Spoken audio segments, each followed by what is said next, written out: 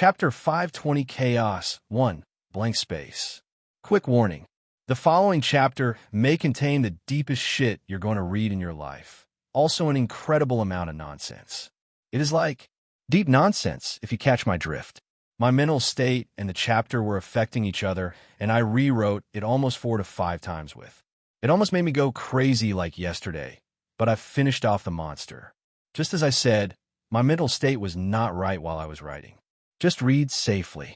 Next chapter will make more sense, I promise. 1 year ago, after the battle with Marco. 2. Chaos as an element is the origin of all elements. Only through the comprehension of time did the chaos dissolve into the first forms of order. It is understandable that chaos and order always existed within each other, and it's also acceptable that they can be turned into one another as well. The story of Anwiel, the spirit of Anu, creating Oriel, the spirit of time, is the official myth of creation, is all about turning the chaos into order, which by its part led to the existence of the Orbis, the universe. Now let's go back way before that. Way before Anwiel or Sid-His, Oriel or Lorcan, right exactly at the simplest of all truths. Anu and Padme, the is and is not. It was said that this world is a dream that began by believing in one's self as value equals true, thus having a self and truly existing. Padme and Anu were incapable of comprehending such facts on their own, as they are just some colossal amounts of cosmic energies to our understanding. They needed to create Sid-His and Anwiel later on, but it seems that I have strayed from my point again. Let's go back in time a little more to when even Anu and Padme were not existing. Was it just a complete darkness? Eternal and passive? Or maybe it is just some blank white space like the one I am speaking to you from right now. You see, I believe that Anu and Padme had an origin, and that origin lies beyond the shackles of everything we know. The one single truth. The crux of creation enshrouded in mystery and enigma. You see, if my time here has taught me anything, it would be that everything must go back to an origin. Anu came from the breath of existence. Padme came from the waters of creation. How did I know that? Silly. I don't know that. I know nothing. I'm just a madman after all. Whatever I say is pointless, but let me make a point here. I am crazy. Well, you already know that. The answer to everything lies within letting go of the illusion that you know anything. Socrates once said, true knowledge exists in knowing that you know nothing. So hold my hands and be crazy with me. No homo, I swear. Oh, these are some soft hands you have. You moisturize? What? Antiseptics? Must be pretty though these days, huh? Okay, let's not hold hands then. Then be crazy with me from safe distance. I know everyone is on edge these days about keeping healthy social distance. Ha! Mortals. So the first step to becoming crazy is, yes, you guessed right, no step at all. There are no guidelines or rules in the zone we're about to step into. Actually, it will get a bit hardcore from now on, so in advance, just take a deep breath and sway with the music. Socrates said the greatest blessing granted to mankind comes by a way of madness, which is a divine gift. Oh, how I love this guy. He also said, I cannot teach anybody anything. I can only make them think. This time, I won't tell you something you should just accept from me. So please, think without limitations. Let's talk about the mix of chaos and order we call existence, and raise a few questions. Can it be that existence in totality was developed from nothing? Can it be that it wasn't something that always existed or developed by an accidental coincidence? Is everything in existence eternal old, or did it have a beginning? Confusing, right? I'm not talking about the elven myth of creation or the Big Bang Theory or any of that. As I said before, we are going way back in time. There has to be a limit, right? A limit to how much we can go back in time. A limit to how much existence existed. Doesn't this mean that at some point, this whole thing of endless numbers of stars and galaxies was created, chaos and order, existence and non-existence, everything and nothing? Was it all made in perfect balance and design, or did it just come with a bang?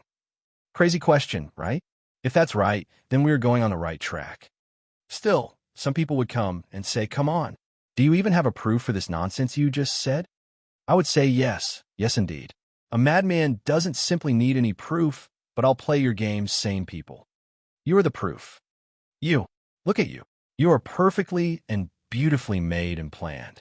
I know your parents take most of the credit for how good-looking you are, and when you were born, yet all of that applies to everyone.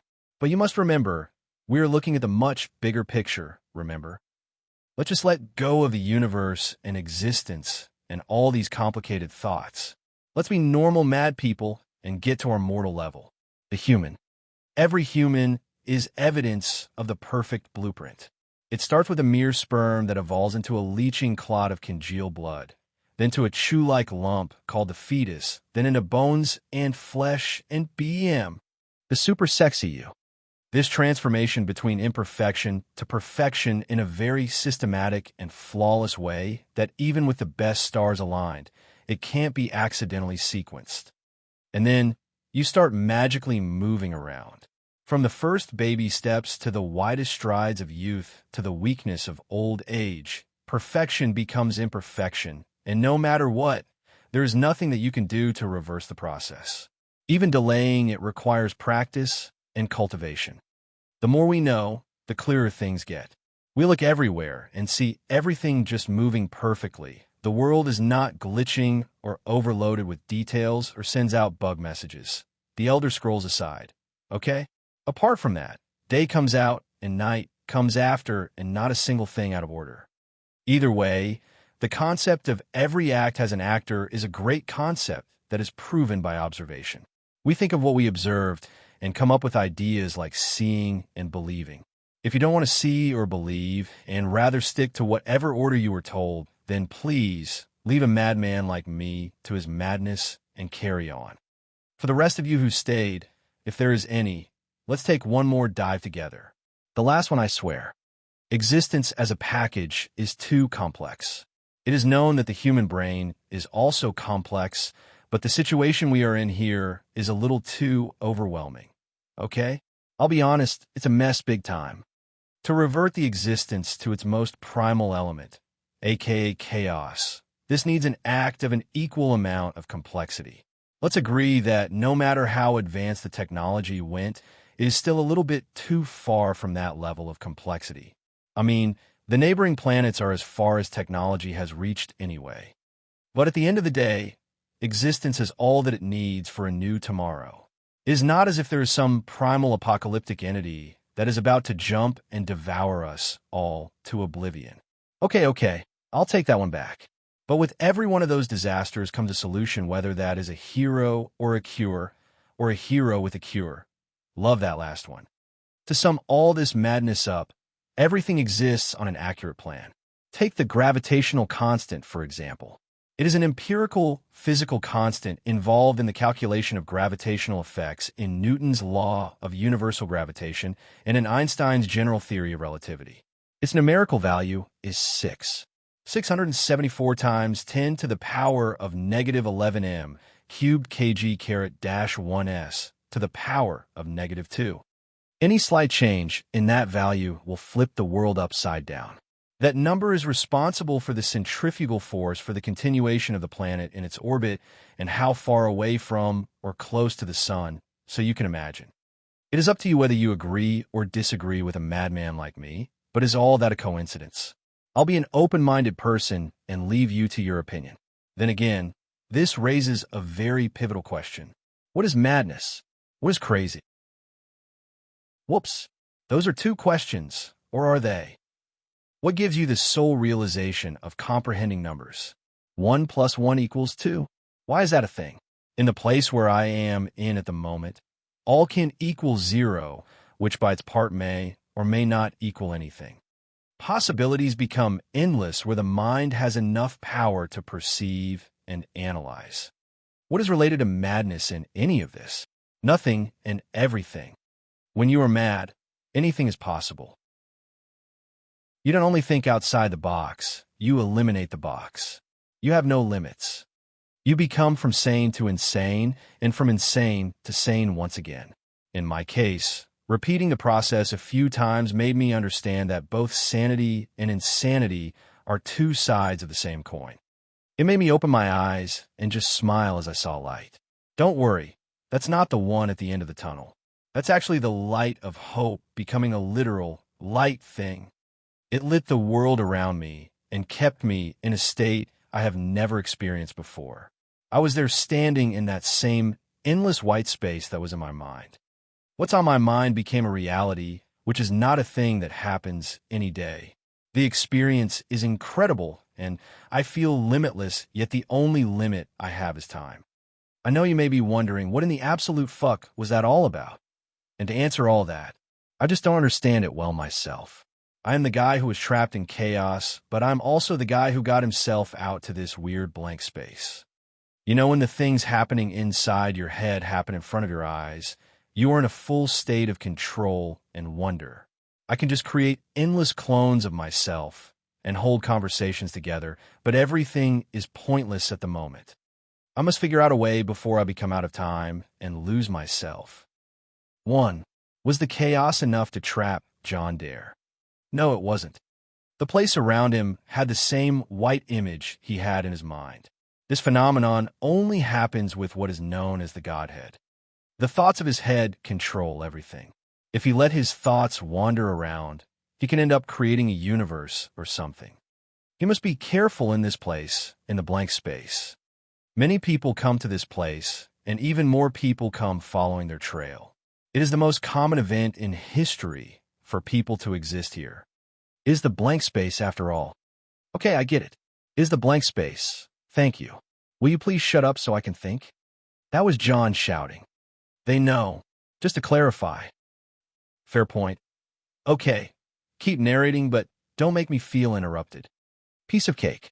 John was trying to focus, and with a slight push, he was in total focus at the moment. Everything becomes clearer, and the bigger picture unfolds slowly, as if a large number of domino pieces falling one after another in an artistic manner. That was great, said John, referring to the large number of pieces of domino that he imagined falling one after another in an artistic manner. Yes, I had the euphoria of thoughts that felt totally awesome. Can we do that again? Tick-tock. A large clock appears as the narrator indicated the tightness of time, trying to warn John from the seriousness of his situation. Hold on, did I just narrate? It would seem that John found himself in a rather strange situation. He looked pale for a second as he finally started to take the situation very seriously. Can you at least help? John asked the air. The fuck? You are bailing out on me now? All right, I'll throw you a bone. How about a riddle? Okay, I have a blank space. I have limitless imagination. I have full authority, but I don't have enough time. What am I? Easy, that's me. Wait. John raised his hands as he realized the complexity of the question and finally understood the answer. It's you. I know. I know where I am. I finally understand. Ha! He. You are a really tricky one, aren't you? I understand now. It was all pieced out, yet I was stupid. I am out. Ha. I am out. Outside. This is weird, but it is getting weirder, yet it somehow makes sense, and makes no sense at all. It is so stupid, yet clever. Well, from my perspective at least. I am outside. Outside what? Outside the text, out of context, lost in the translation, away from keyboard. I am in a blank space. The black chaos I was in was the darkness of the ink. The white blank is the whiteness of the paper. Right now I am way ahead of my story. It is still chaos, you see. Chaos is the extreme sides on both edges. A black sea of ideas you can never see through, or a white blank space you only hear the echo of your thoughts in. Who did you think I was talking to? A third person? How? I am the only person here. What a twist. This chaos is playing tricks on me. Even time, it is not right. 2, 1, 3. Be careful. 3. I didn't lose myself, but it got worse than I imagined. You look handsome. You look handsome too. I'm John, by the way. Pleasure. I'm John too. Fantastic. Double trouble. Excuse me, you two are John, right? Oh look, it is a third John. 3 of us. That's a triple threat, baby. Guys, calm down. The four of us getting too excited about the number is just idiotic. By the way, it's a wholesome foursome now. This is so cool. Four of us. That's more than a single book can handle. Indeed. But we must be careful. There is something not right about our number. John Dare is supposed to be one John Dare. Four of us is simply asking for trouble. I couldn't agree more. Handsome version of me. The four John Dares looked at each other and thought. Actually, their thoughts were shared and synced all time, but it would be a killjoy if they didn't speak them out loud. So let's put some rules. We are all equal, so there is no reason to go full sicko on each other. Let's just randomly pick a number. I got 1. 1. I got 2. 2. I got 3. 3. I got 4. 4. That's incredible. Now, why are there four of us? 1. It is mostly because of the chaos. Each time we fall into a situation, we start having a very troubling experience. The first experience blank whiteness. The second experience was an existential crisis. And the third experience is a multiple character disorder. 2. Damn, that's one hell of a situation we got ourselves into. 3. This is to be expected. After all, we are in a place that doesn't make sense. Thankfully, we are now having some control. We need to figure out a plan. 4. Bang our way out of chaos. 2. With a style and a flip once we land. 1. Sounds like a solid plan, gentlemen, but I'm afraid we'll need more. 3. More jaunts. 4. God forbids. 3. Okay, jokes aside, who here would want to share the plan we all have in our mind right now? 1. Okay, I'll go. So as everyone knows, we passed 2 phases now. Turning the chaos into order required us to organize time, then get our thoughts together. This time we are in a situation with our reality. 2. That's one hell of a situation, guys. 4. Well, at least with the four of us going hive mind or mind hive. Which one is this? 1. That's strange, I agree. We are in the same person's head, but we are also sharing the same head. God, that's too confusing. 3. Either way, reality is very unorganized right at the moment. 1. For that is why this space is like this. Blank and white. We are outside the text of our story. 3. Off text. That's like we are novel characters on a blank page. I see the irony. 2. So, in order to fix this, we need to write ourselves in the story. 4. We now have the power over this white space. We can rewrite it. 1. No. We need to write back. 2. Write back. That's a good term.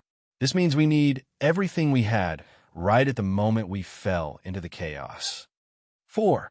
And exactly in details about how we were at the time. But we are missing one great detail. 3.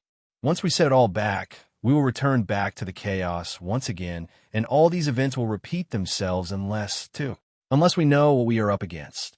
1. For all that we know, we were dragged into the chaos by some being, and it may be Sid his. Either way, some being used our plan to send Manamarco to the void and open up a loophole so we get devoured as well. 3. Remember, our fate is only restrained to our universe. Outside of it, we are weaker and we don't possess neither magic nor any sort of leverage. 4. If anyone has this sort of power, it should be a higher existence from a less stable world. 3. What we know about the stable worlds is that they have more reality than ours, thus they possess no powers or magic. Earth, for example. 1. So our enemy may be the thing Shadow once talked about, the danger threatening Earth. 2. There is a fair chance. Still, we don't know much and can't point fingers. Let's start our work now, shall we? 4. The situation was much more understandable than before. The Jaunts managed to get themselves a destination and a threat to be wary of. With the work laid out, the four started working on recreating themselves on a well-detailed scale. Chaos dissolved things. If the outer space is a vacuum to air, then chaos is a vacuum to time. John survived, but he needs to regain the time he lost. It was part of the reason he split in 4. Just like Oriel, Akatosh, Alkosh, and Alduin. To exist, he needed his 4 aspects that maintain the space-time he is in. As a 4-dimensional manifold, 3 Johns keep the space while 1 maintains time. With this knowledge, the 4 of them started recreating their own new aspect by mantling one another. They first needed to write back everything about themselves. The first was Nefertiti, their fluffiest friend in the whole wide world. Once she finally regained being, she experienced a 4-way patting from the fluff-hungry Johns. What came after that were definitely the sin artifacts. Greed had taken enough damage from the chaos, and the Johns had a 3D printed from memory. Pride was hard to pull, lust was unstable, and wrath was inactive. It didn't end here, as the cube was recreated too, with every piece of inventory stored in it. This process required John almost 2 mental years to put all that stuff together. John was left with 2 things he didn't recreate yet. One of them kept slipping out of his mind, and the other was just something he seemed to have forgotten. Why would a thing keep slipping out of our mind? 3. Interesting question. I have a theory. 1. Entertain us. 2.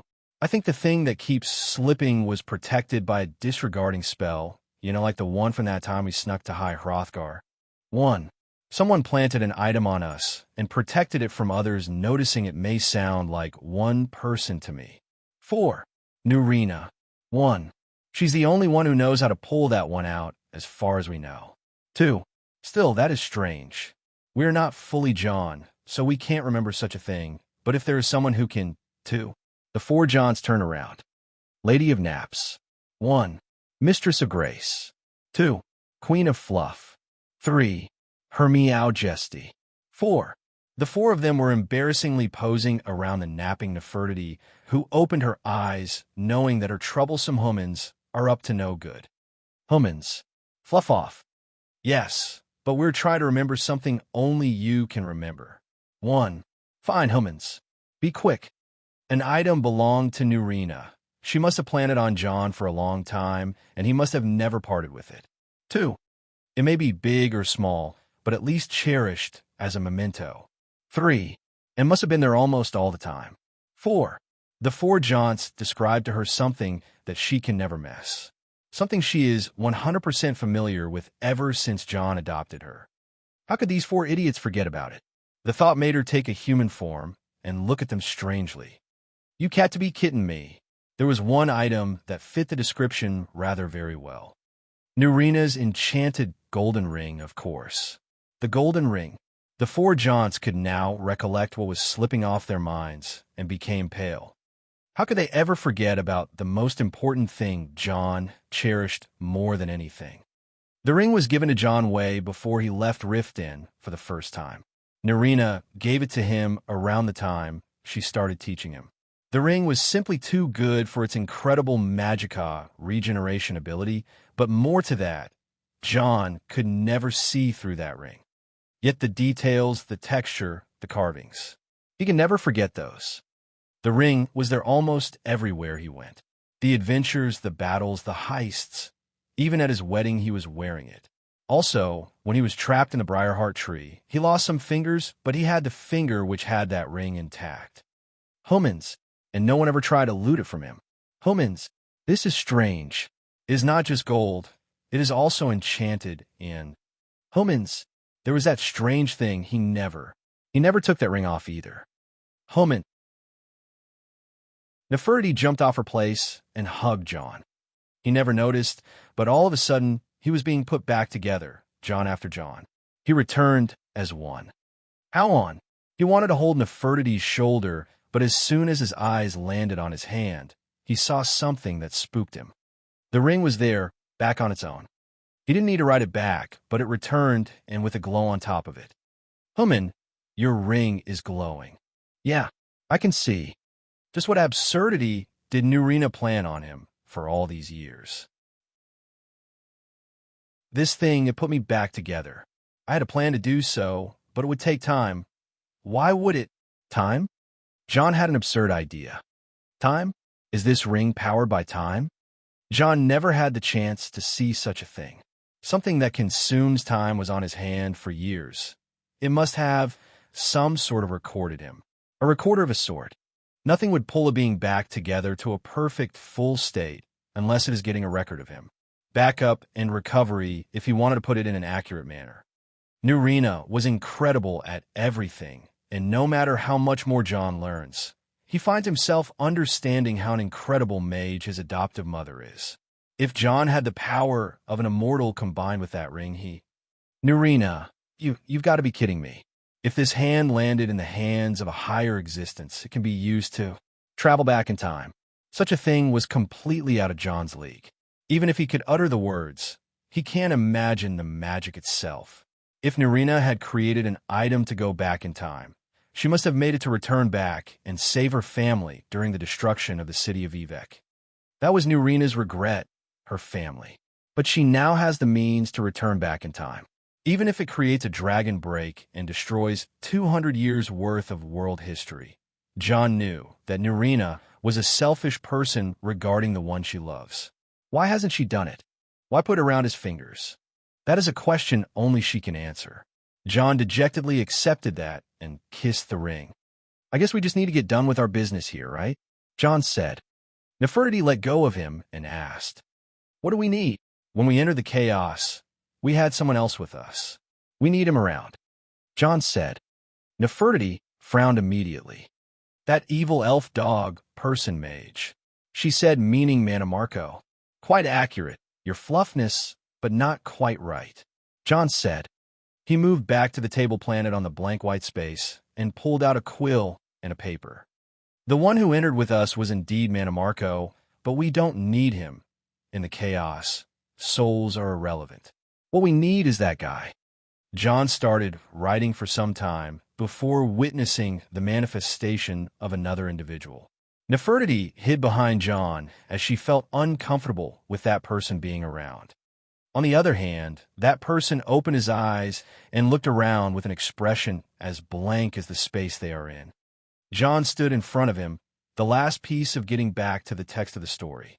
Maybe the one character who wasn't given the chance to play a fair role or have the right ending.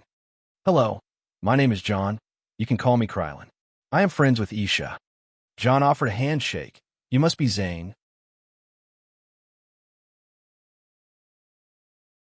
Chapter 521, Chaos, to the Adventures of Bitch and Dumbass.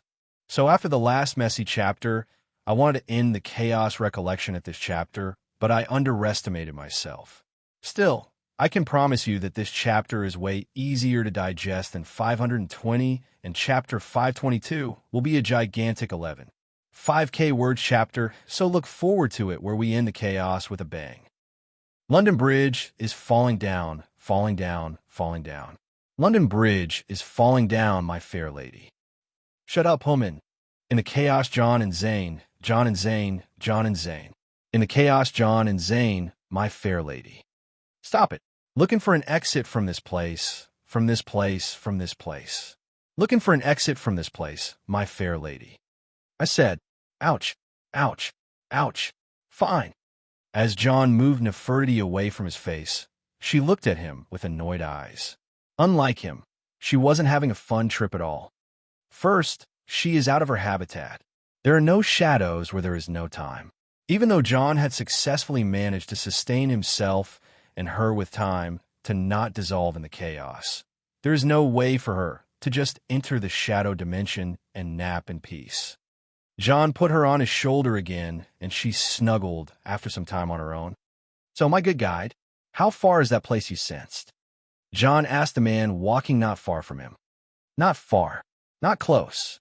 Nowhere. We walk until we find it. Zane replied.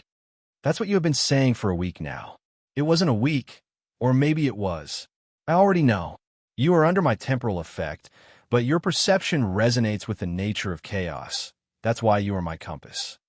Zane, or what remained of him, is currently John's guide in the chaos. His body carries a curse that originated from Sid, who also originated from chaos. The curse allows the body of Zane to possess two different natures that are completely opposite, vampirism and lycanthropy. Either way, this curse allowed Zane to be a part of chaos. I don't like him, Nefertiti said as she looked at Zane from the back.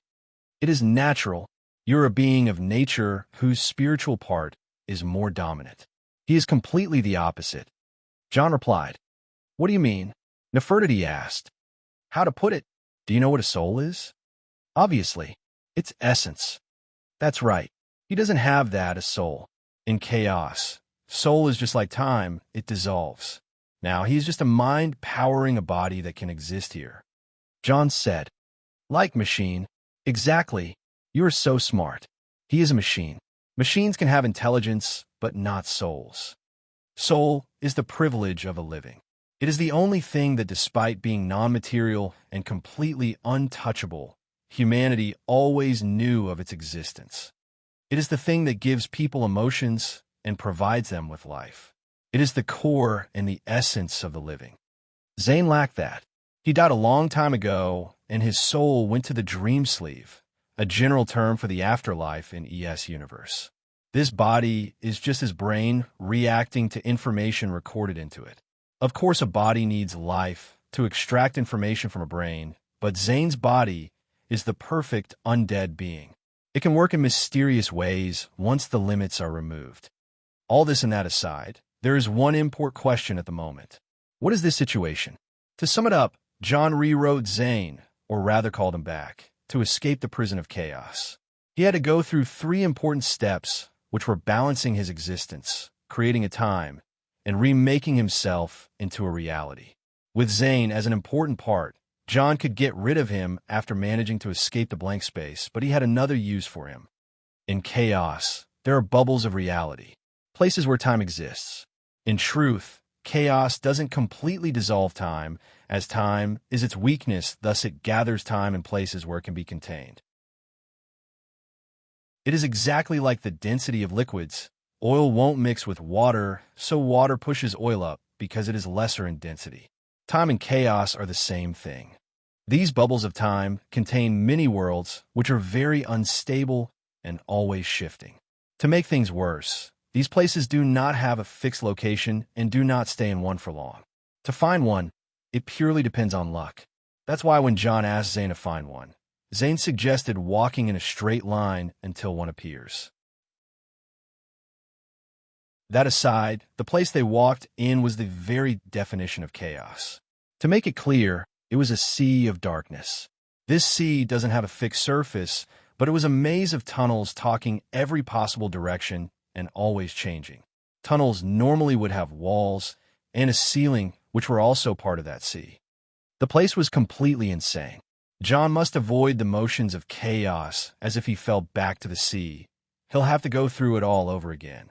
This made the fact of walking on a straight line to be a challenge.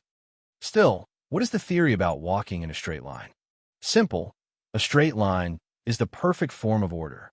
The only way to defy chaos and find a time bubble is to follow this methodology. We're still not there yet. Close and far. Please, God. We found it. Thanks, God. Appreciate it. It was a momentary appearance for a sphere floating through the waters of chaos. It was white, unlike any black, and through it, one would be able to see the strange motions of chaos settling quieter. Hold on tight. John held Nefertiti on closer and grabbed Zane before coming into contact with that white sphere. The situation shifted and the scene changed. Nothing felt quite the same where John was now. Unlike the sea of chaos, this place was dry, maybe too dry. It was a desert land and a dark sky with a misty atmosphere, and that's it. The desert was a bit flat, and there was no wind whatsoever. This place is rather ominous. But now what? John turned around to look at Zane, only to see. TSK. I forgot this would happen. Zane has collapsed like a dead body, which is what he actually is. Nefertiti jumped off John's shoulder and tried to revive Zane with a few strikes of her paws, but it seemed impossible. That's understandable. Unlike the outside, this place has a flow of time, and Zane is dead as far as time is concerned. Nefertiti didn't seem to care, but as she moved back to John, she noticed something under her. Shadows.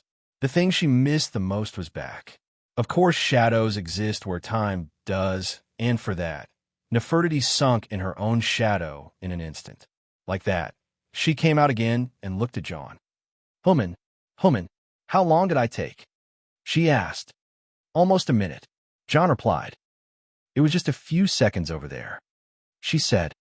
It seemed that even with the existence of time, Things were not that stable, and the flow of time between reality and shadows is also affected. Something else. She added, "What's up? There's a shadow, a person, that direction, an hour walking." Strange things kept happening in this time bubble. Aside from the whole problem about everything might suddenly revert back into chaos once again, there were more things to make a tough guy, like John, run for his damn life like the world is coming to end. A thunderstorm, easy. A snowstorm, everyday thing. A firestorm, been there. An ash storm, don't mind it. A brainstorm, done that. But a fucking time storm? Why the fuck is that even a thing? A time storm, or to be more specific, a whole bunch of time cyclones started raging around once John went into the direction Nefertiti pointed at. These time cyclones were a whole new animal compared to what imagination can spare. Just like how storms tear everything apart, time cyclones were tearing reality itself apart. John didn't only have to worry about his current present action, but also his past and future actions. There is no magicka to use in this reality, but it felt abundant with energy. Sadly, if John tried to exploit this energy, the whole time bubble will be torn apart completely. And if that's the only thing John had to worry about, then things might have been easier, but for some reason, there were multiple bolts of purple lightning chasing him wherever he went. Right now, he only had his physical ability to face all that. Nefertiti refrained from manipulating the shadows for the same reason as John, while the other deadly sin artifacts were useless in this place. Actually, not all were useless. Greed could be used, but if it takes damage, it won't be regenerated easily, as it needs magicka as well. If greed was destroyed in this place, then it will be completely lost. Incoming. Nefertiti gave John a warning, and he too felt a terrible threat coming from behind him. "Hide in my clothes," John replied, as he can't protect her and himself at the same time. He can no longer hold back and unleashed his devouring shadow ether, greed. The dark matter spread around as if it was losing control because of the differences in space, but as soon as John could control it, he covered himself completely with it head to toe, taking a hooded cloak form. His appearance became like one of those ghost monsters that lurk in large cloaks. With greed on, his reflexes told him to dodge the incoming bolt of lightning and counterattack whoever sent it. Right now, it was only him and another person in this time bubble, and that person was coming at John with all their might.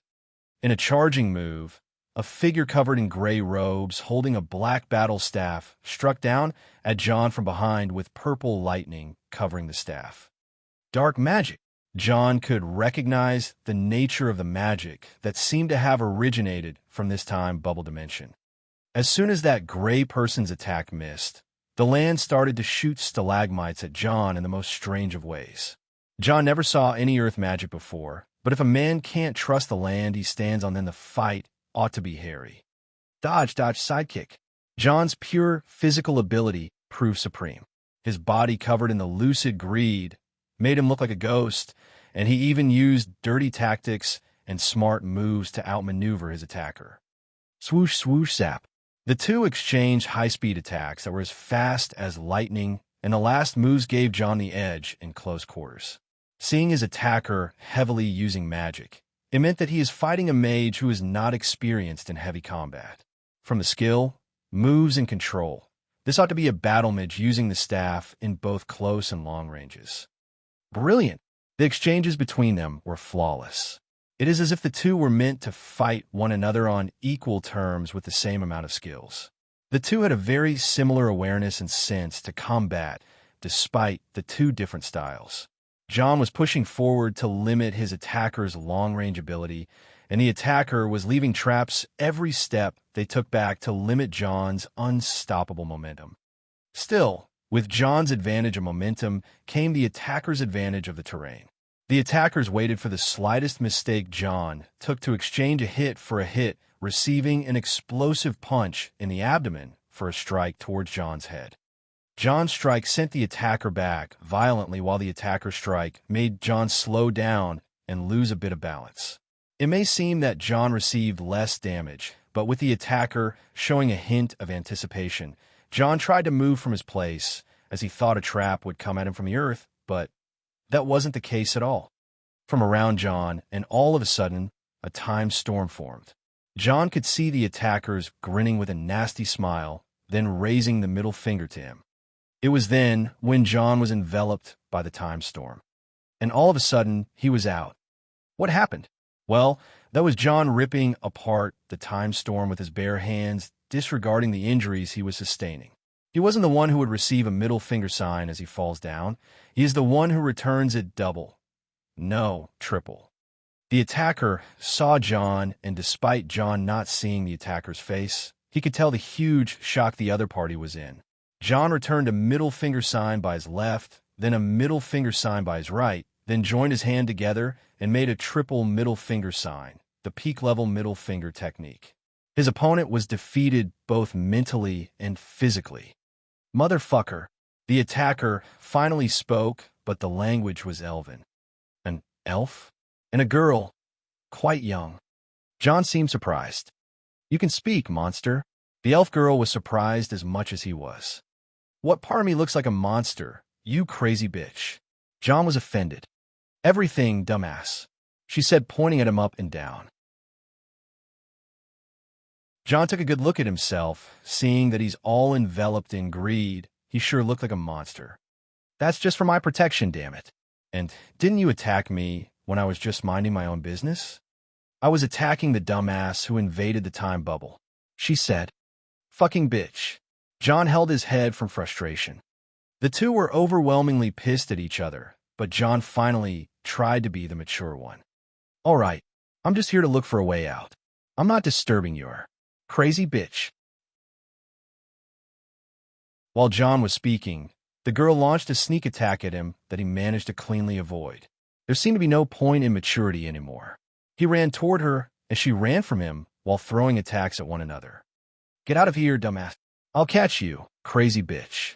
As the two didn't need an introduction, they fairly got along as dumbass and crazy bitch. After a few hours of chase, John and the elf girl were completely exhausted. He sustained a lot of injuries from the time storm, and she was drained. That fucking hurts. Stop cursing, asshole. I mean dumbass, sorry. No problem. Wait. TSK. Crazy bitch. With even round 2 ending with a deadlock draw, the two finally got the chance to talk. Keep your distance. Nah. So you can use magic from afar. Not gonna happen. I'm not using shit, fuck off. Just wait until I find a way to exploit the energy of the bubble into magic. I'll teach you a lesson. Huh? A muscle brain like you?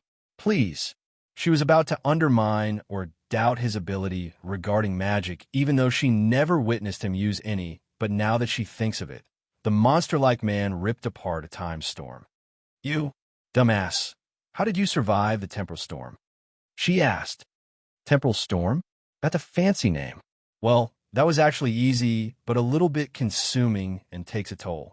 These storms are probably caused by this place being attacked by chaos, so I— Wait. She interrupted him. The chaos is indeed attacking the place, but you can't figure out why. Her question raised a strange point. It felt like she was ridiculing him, but he ignored that. Maybe there are different elements in this time bubble, causing it to be more unstable than usual. John gave his best guess. Duh. The girl replied as it is obvious. That's you. Facing fingers again, John became royally annoyed. Me? I did nothing. You're truly a dumbass.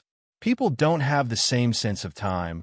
We are the only minds in this mini-world called the time bubble. Our logics apply on it, and for that, our perceptions of time are contradicting with one another. Time started collapsing the moment you entered here, she said. John was taken aback by the girl's profound analysis that made perfect sense to him. That's why you want to get rid of me, crazy bitch? Come on, not fair. Mind and logic are essential to stabilize the safe zones in the chaos.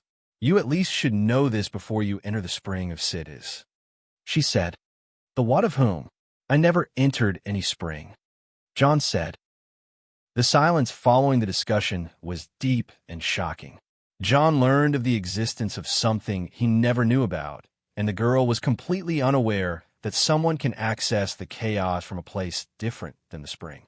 Who the fuck are you?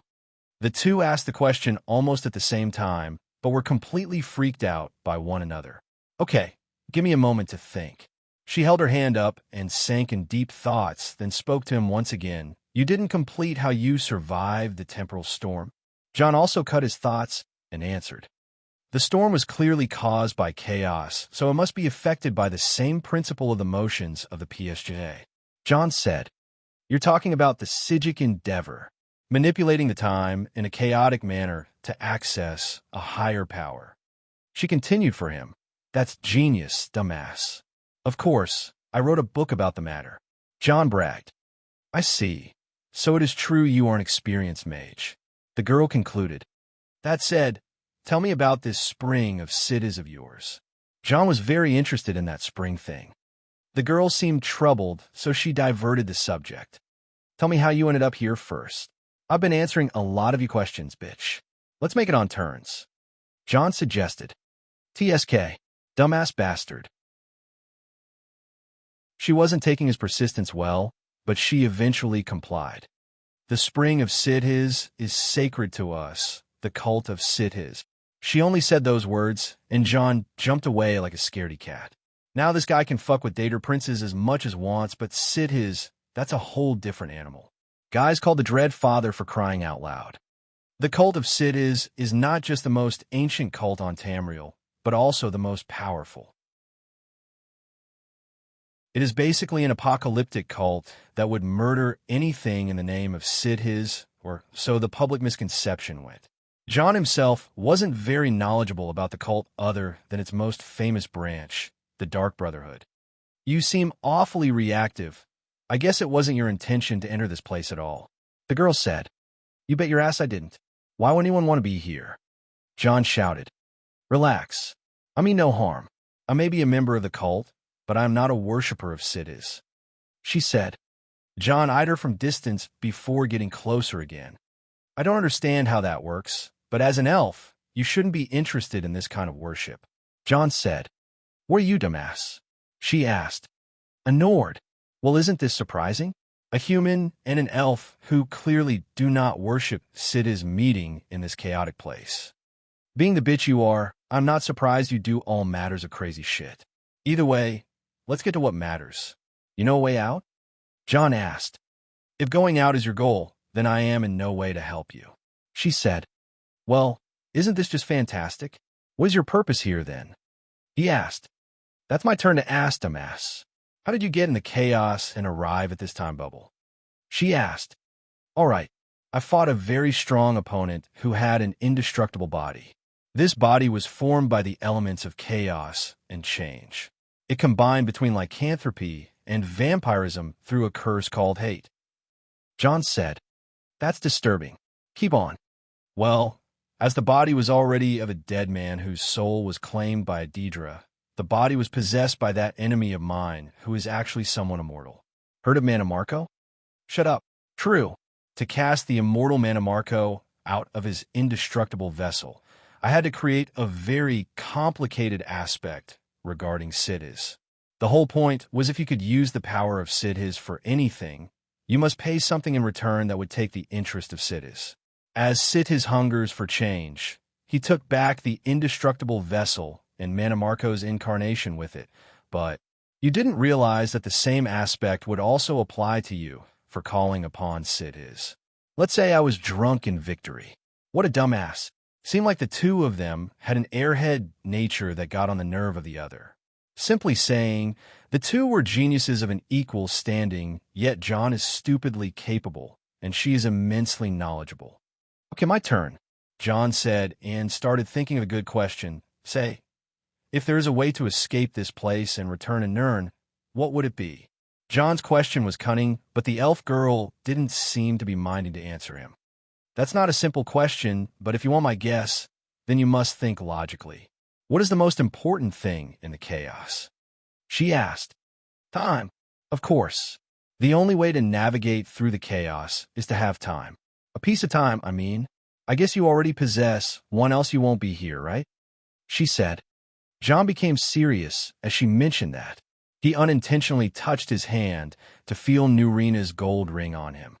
As he was covered in greed, the girl didn't see what's on John, but he then looked at her asking, What's yours? John could feel her grinning as soon as he asked. She moved the side of her robe and showed and retreated away instantly. I possess an unlimited supply of time, dumbass. You may exhaust me, but still, this time bubble is my rest stop. Go find yours. The elf girl was treacherous indeed. She wouldn't reveal her card unless she is absolutely sure she would win. John could see her trump card, and his surprise was of absolute shock. An Elder Scroll. That was it, an unlimited supply of time. That's why the girl was able to use magic. Just like Narina's ring, the Elder Scrolls were the ultimate records recording events from the past, present, and future. That is the source of the girl's power. Still, John had the perfect reverse card in his sleeve, and without further ado, he pulled out his Elder Scroll. Motherfucker. To your face, bitch. He possessed an Elder Scroll. She possessed another Elder Scroll. If the two of them clashed at the moment, too much time pressure would be created and the time bubble would be destroyed. None of them wanted that. Fuck. She pulled back first. Feels good, isn't it? He said. Fucking dumbass. Stupid bitch. As the truce was signed, the two returned to peace talks once again. Seriously, how old are you? Revealing your card as you are winning like a stupid villain. He said. Shut up. You can't ask a lady about her age. You elves aren't sensitive about age, cut the act. Quit annoying me. So, an elf with an Elder Scroll. You must have a lot of resources back on Tamriel. Let me guess, you're from the Almarai Dominion? John asked. The elf girl looked at him with utter silence, and the space around them seemed shifting. What's wrong? John asking. Damn it, you had to run your mouth, hadn't you? She shouted at him. John understood that she was serious and gave her a minute to gather her thoughts together. I never have imagined it. But how ancient are you? She asked. Ancient. John was taken by the word. Manamarco, the Albarai Dominion. These words weren't uttered together for a very long time. Dumbass. What do you mean? It seems you and I are from two different eras. You may be 1,000 years before my time.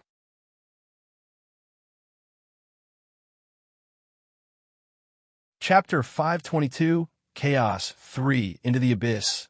This is one big-ass chapter for you all to stay at home. Don't get any funny ideas about going out, all right? It is also the last chapter in the Chaos, and where I just dump all the information on your big brains, so good luck, I guess. Big thanks to our new patron at Kyle Hitchens. How ancient are you? Manamarco and the Almarai Dominion? These words weren't uttered together for a very long time. You and I are from two different eras. The words were still ringing in John's mind and casting 1,000 echoes. To meet a person from the future? That was very unimaginable. How does the... Stop! As he was about to ask her about something, she signaled for him to stop talking. What? Don't ask. How did you... Anyone would ask about the future if they met someone from there, dumbass. Let's make it a rule and avoid speaking of our timelines. You understand the butterfly effect, right? If you know of the future, you would certainly take action based on your knowledge at some point in time, and my timeline would be altered. A dragon break may occur. She said, knowing the future and messing it is what got my ass here in the first place. I don't want to know anymore. John bailed out right away. He can, of course, remember what his actions based on the game's knowledge cost. His labors are a result of him mindlessly corrupting Azura's star without thinking of the consequences. Either way, John and the elf girl started to strategize. Still, they were not trusting one another by the slightest. She didn't reveal her face, and he didn't get greed off him. It was for the better, as they agreed to keep it this way. Exchanging information between two timelines can have catastrophic effects indeed. John also made sure that Nefertiti would keep an eye on the elf girl. Nefertiti was hiding under greed, so she is completely undetectable. She also has a strong perception and a weak presence, which makes her ideal in case the elf girl tries to backstab him. So, let's be frank about our goals. I want to get out of this place. John said, I share your feelings, but I intend to go deeper. The elf girl said, Deeper? You serious? I'm serious. My quest lies in the heart of chaos. John looked at her, showing a troubled reaction. And the deeper you go, the harder it is to go out. I don't think I am even going that direction. John backed down. On the contrary, the heart of chaos is a place where time and space are very stable. Bitch, how can a place called the heart of chaos be a place of stable time and space? If I know better, this place should rip us apart with shit like those time storms. John concluded, not really, but it should be as deadly, yet the danger is only a shell protecting what's behind. The heart of chaos is impossible to find unless we find the Central Sea. I know the name sounds stupid, but that place is important. It serves as a sealing ground employed by a higher power to contain something very evil. And we're just going there. That evil is my goal. It possesses so much power that it would give the Daedric princes combined a run for their money. After all, it is the very same being Sid his was made into its image, or that's how the story goes. John was confused. Actually, that girl had too much information about things he never knew existed, and all that information was very dangerous and very unholy. So there is an evil imprisoned in chaos, and you need to draw power from it to do something that is clearly not good, and that evil has the way out of this mess. Yes. You crazy? Why would I let you possess such evil and unstudied power? I am down for necromancy and dark magic as long as there are ethics, but if you speak of true evil like true fucking evil shit, why would that be even a thing you want? John's question seemed natural.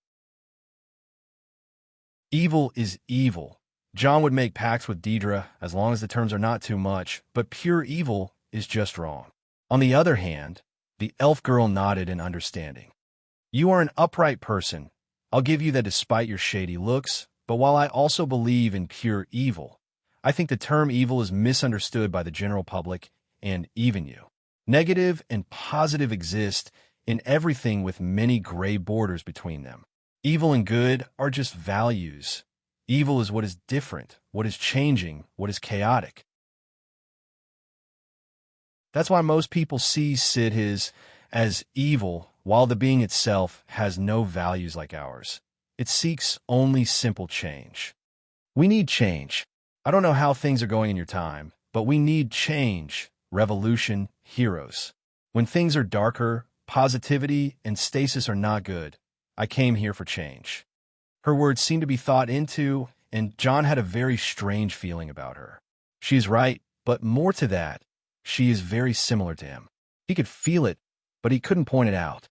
But if you believe in the pure, negative evil, why do you seek it?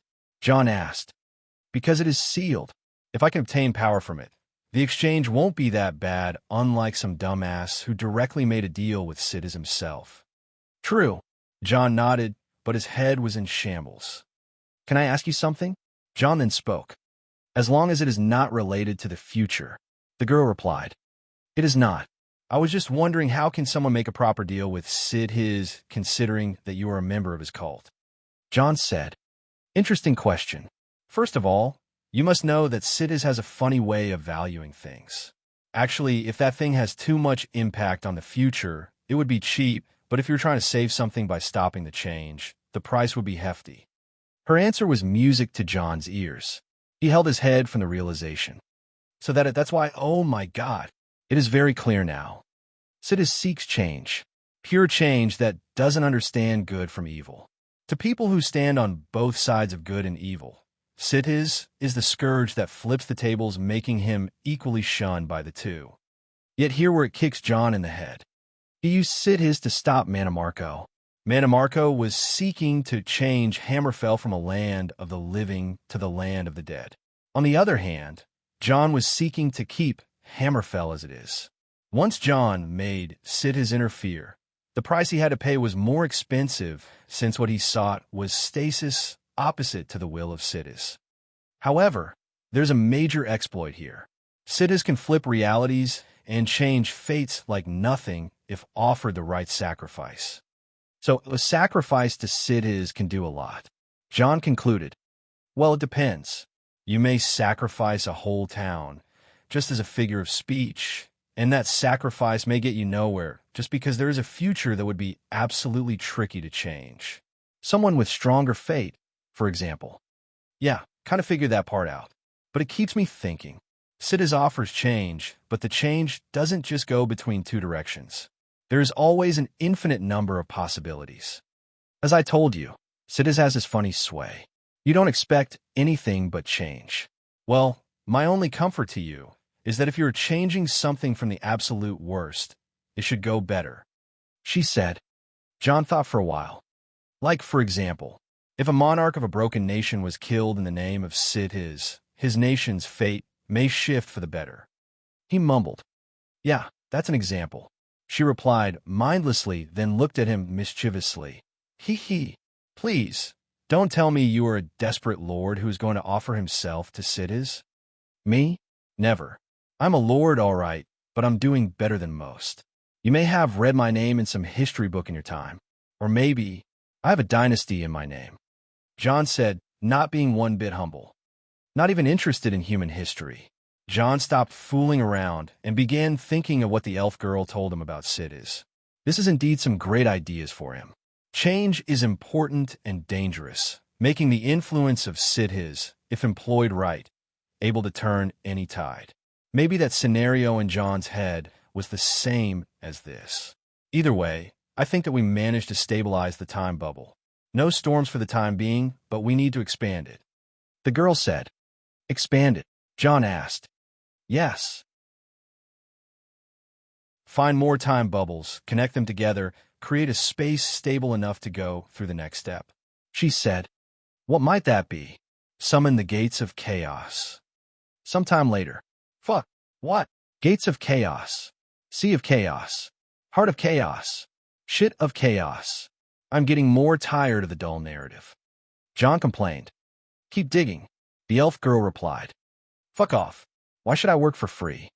You dig, I build. That's the deal. Bitch. Can't hear you. God, I hate this bitch. So let somewhat happen so far. The merry band of dumbass and bitch had to work together for the sake of expanding the time bubble. To do so, they started using their Elder Scrolls in order to find other time bubbles and expand the space. After an unknown time, the elf girl revealed how to summon the gates of chaos. Simply, they needed to build it by their hands. How? Well, this place isn't just desert. It is either desert or stone. The desert sand is rough and pale, while the stone was very black and incredibly sturdy. John recognized this stone as obsidian. Obsidian is extremely rare and valued. Even though it is hard to carve even with magic, it was seen as one of the most powerful cleaners of negative energies. It is also very valued by the Dunmare. Now, according to the elf girl, they had to dig inside the lands of the time bubble to find obsidian. While very rare, it must be gathered at all costs in order to move forward. After exhausting the time bubble they were in from all obsidian, they moved to another time bubbles and started extracting it. John was digging while the girl was arranging the obsidian they got. Once John saw a gate made of obsidian, he started acting like a brat. No, you can't just build a nether portal in this place. It looks exactly like the end. I have no clue what this dumbass is ranting about.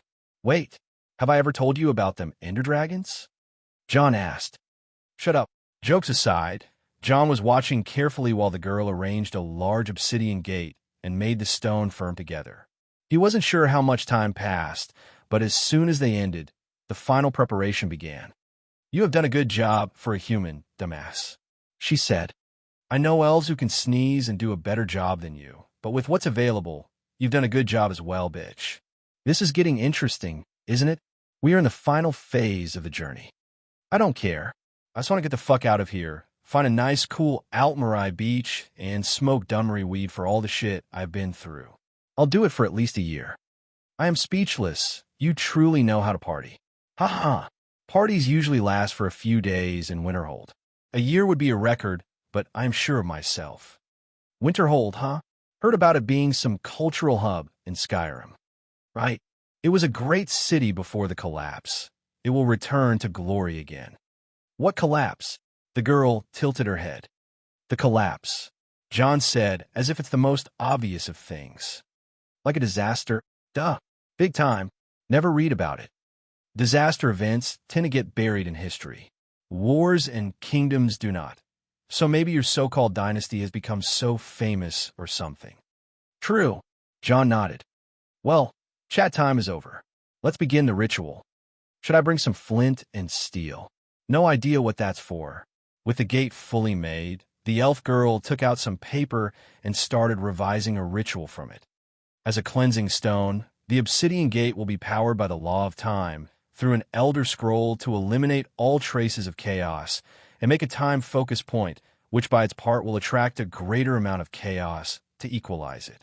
That greater amount of chaos will destroy the time bubble, but at the same time will act as a gateway to the heart of chaos, the deepest point in creation.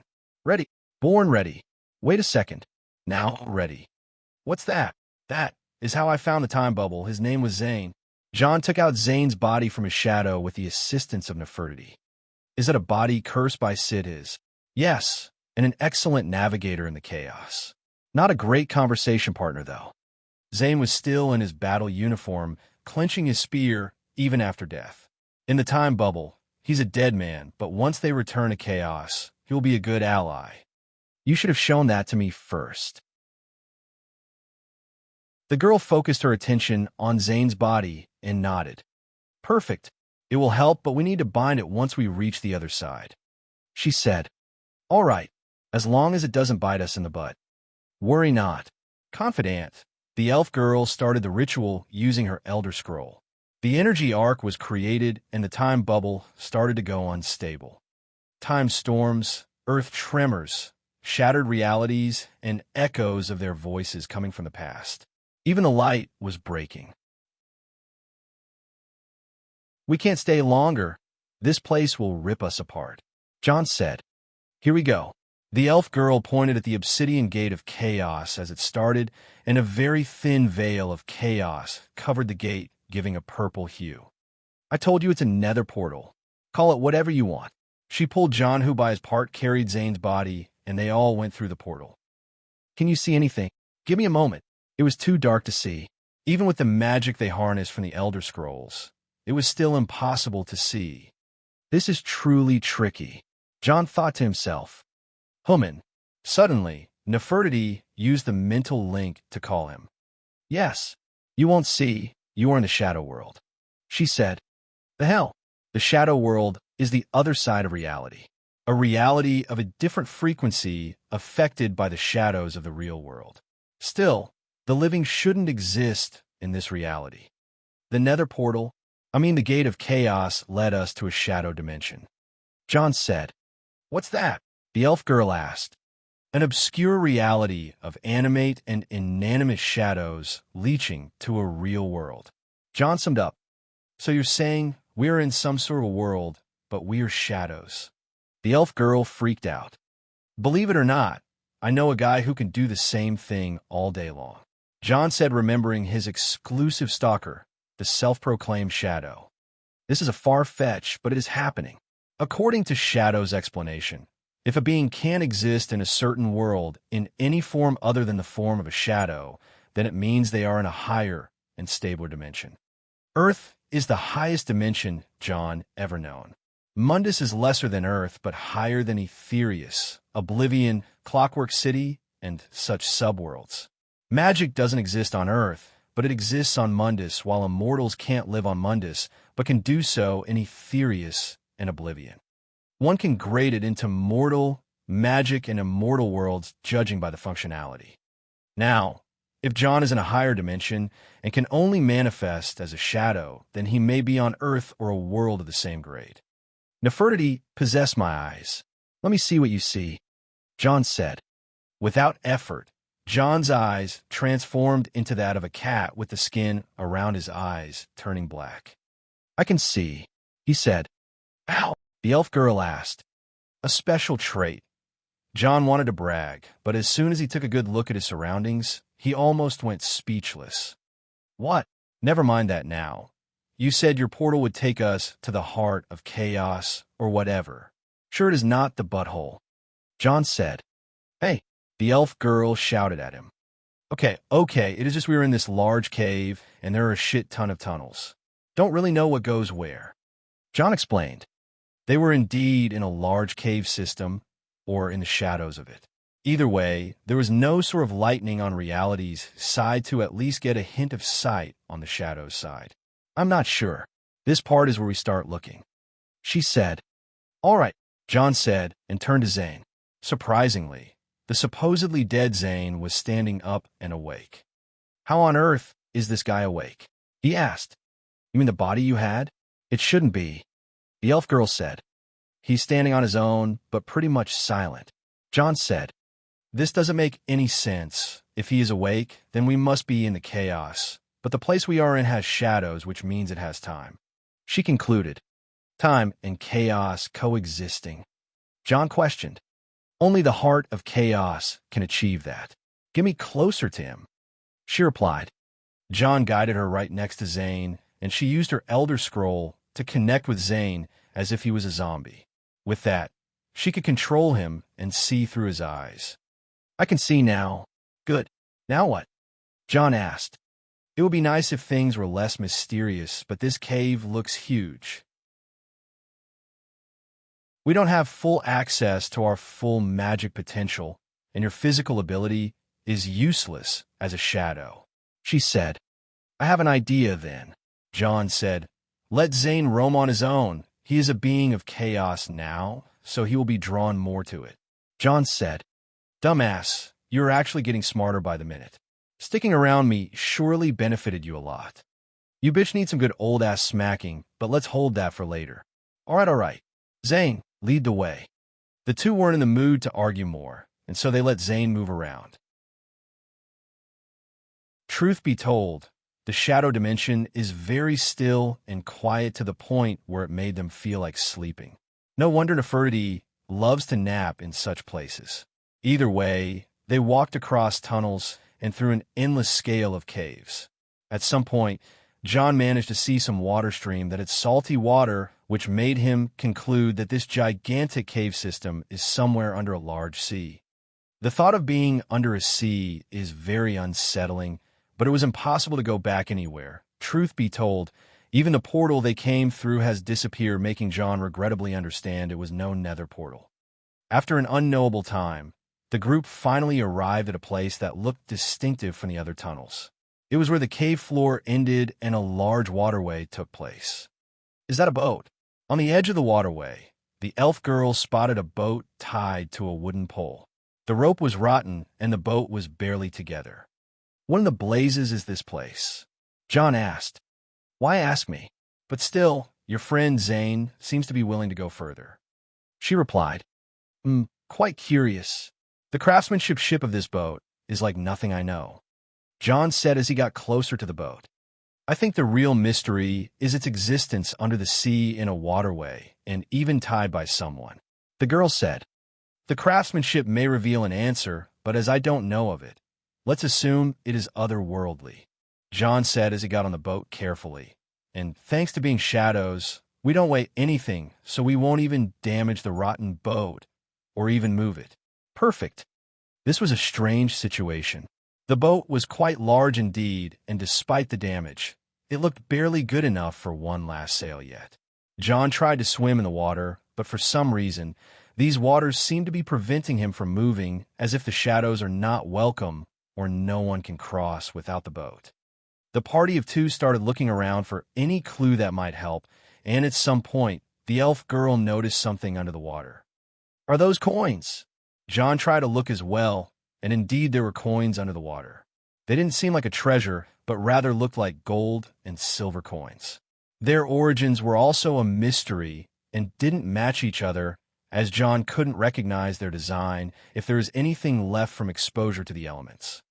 Coins in a boat? Romantic, John said. Romantic? The elf girl was taken aback. Don't you see? A strange mystery. What do coins and boats have in common? John asked. Nothing. Boats float, coins sink, she said. Or maybe it is payment for the boat, John said with a mysterious air. Dumbass, my patience is running short. What do you mean by payment? Who the fuck would pay a boat? She asked. Interesting question. I do have coins on me, so let's see, John said and retrieved a coin from a cube. He didn't really care and tossed the coin in the water. As the coin originated from his shadow dimension, There was no way it could cross dimensions on its own, but as soon as it came in contact with the water, it was taken away immediately by the other side of reality. Interesting, John mumbled. What's going on? Look, the boat. The elf girl noticed the change, and further, something happening on the boat. It was clear that at the edge of the boat, the place got unnaturally lit all of a sudden. It was lit with something faint. It was at first a lantern hanging on an oar, and the oar was held by someone, or something. As the faint light slowly grew, the identity of the one holding the oar was still a mystery, as it was that of a humanoid covered in an old tattered cloak and a hood rotten as the boat itself. There was no face to be seen or breath to be heard. This thing has less presence than that of a dead body and unseen even by the eyes of the likes of John and Nefertiti.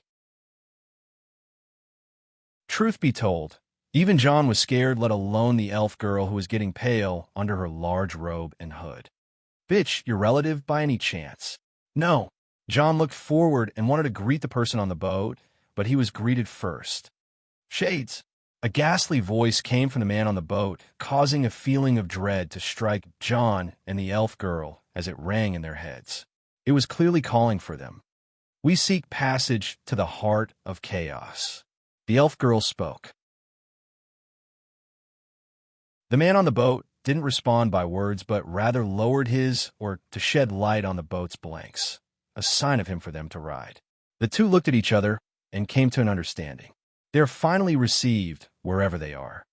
Slowly and carefully, John went in and sat first, then she followed as she sat beside him and tried to hide from the man on the boat behind John. Zane sat behind them, and the man on the boat barely moved the oar in the water, making the boat finally move. Silence followed as the area past the waterway was dark. Not even the eyes of Nefertiti or Zane could see through it. John and the elf girl sat quietly until she finally mustered up the urge to talk. What is going on? She asked. What do you mean? How did you know? There is no mention to this part in the ritual. She said, as you said, we may be the only ones who reach this far. John replied, I mean, how did you know about the boat and the coins? Yes, that. I don't know. A story I heard in the past, but I don't quite remember. John said, actually, it was the opposite. He didn't want to speak too much in the presence of the man on the boat, but he could remember a legend from his past life. The ferryman of the dead. It was a tale from the Greek mythology about a ferryman named Charon, the ferryman of Hades who carries souls of the newly deceased across the river Styx and Acheron that divided the world of the living from the world of the dead. A coin to pay Charon for passage as a payment or maybe a bribe, but at the end of the day, that was just a myth from a world John has far since parted. Can it be that he is on Earth? No, this isn't even possible. But why such a coincidence? He was indeed fond of the myths and legends, thus he thought of this particular myth once he saw a boat and coins, but for the myth to be something witnessable. John had to make sure what this was all about. After some time, there was finally light at the end of the tunnel. The waterway, they were open to a wider area, and soon, the two travelers no longer needed special methods to see. Where they are now is like a very wide river that was still running in a cave, and from the looks of it, their tunnel was nothing but a part of a larger network that all connects to this major river. Numerous numbers of tunnels were open to this river, and some of them had boat wreckage on them. Look down there, the elf girl called and pointed under the water to see a strange, ghastly being passing in the water. Those are some big-ass sperms. John could only compare them to one thing in his mind, but thankfully, they were not. The ferryman didn't seem interested in John's comments and the elf girl's curiosity and would row from time to time. After a long ride, the ferryman stopped the ferry at the right bank of the river and spoke for the second time. Shades! This was a sign of them to get out. The voice of the ferryman itself was enough for them to run for 1,000 miles just to unhear it. As their souls were done shivering, John and the girl finally moved once again, this time at the river's bank while seeing the ferry move away. In this strange place, there was a large pathway leading somewhere away from the river, and it seemed wide and empty, surrounded by strange rock spurs. It was a clear indication not to stray away from this road. The two were happy to be guided, and simply walked the path, talking only when necessary. There was a lot of attention and anticipation until they came across something quite out of the ordinary. You have traveled for a long distance. You must be weary. The voice came at them out of nowhere, making the two look around like the chickens that lost their heads. Unlike the voice of the ferryman, this voice was calm and good, but the thing with it was that it came from every direction. As the two looked at every possible direction, the only place left for them was to look up and lo and behold. Dumbass, that's clearly your relative. Yeah, the similarities are striking. There were those pair of eyes looking at them from the ceiling of the cave. Despite the darkness that covered the cave, those eyes shone brightly, yet they were not the eyes of a being John would know, not even from the legends of his past life. "What's up?" John raised his hand to greet whatever being that was. Not much these days, travelers. We don't receive a lot of visitors in this desolate place. A group came with boats a few centuries ago. Oh, and there was that man who came here right before you. A good-hearted fellow. I gave him the mark or virtue. Who else? None, I guess. Then you came. Oh. The creature on the ceiling spoke for quite some time, compared to what John expected, but there was completely no point in understanding what was said. "You are quite the talkative fellow," John said. "Oh, where are my manners? I seem to have been on here for a long time that I forgot myself. Forgive me, shades." Oh. The creature on the ceiling started moving from the dark spot, as if it was walking on the ceiling of the cave, then walked on the wall until it reached the edge of light and walked out. John and the elf girl were utterly speechless from what they saw. First of all, they are in the shadow dimension, which makes them see everything with a gloomy vision, but that creature was just making it worse. It was large, walking on four. It had wings on its back and two majestic horns on its head. Its head was similar to a bison. Its neck was slender. Its chest was strong like a lion. Its ways was agile like a cat. Its legs were long and had long claws. Its tail was long and feathered. All of its body was covered in majestic feathers and fluff, but its eyes were just that of a human. That's why the two were less threatened when they saw the eyes first. Either way, it looked like a strange crossbreed between a dragon, a bird, and a feline. "First time seeing a beast?" the creature asked. "You call yourselves a beast?" the elf girl questioned. "Isn't that what I am? And what are you really?" she asked. "Me? In your understanding, I am nothing but a guardian of this place for now." "Oh, are you an ender dragon?" John asked. "That's quite the word, my friend. I don't like being called a dragon, though." "Oh, excuse my rudeness, then. It's nothing. You said you were the guardian. Do you guard the heart of chaos?" The elf girl jumped straight to the point. "The heart, you call it? Well, it may be true. It is in a monastery at the end of this road, past the bridge over the lake where all the waterways meet." "Oh." The frank answer of the beast startled both John and the elf girl. "You are quite open about the heart's location. Aren't you the guardian?" John asked. "Indeed, but it is beyond your understanding.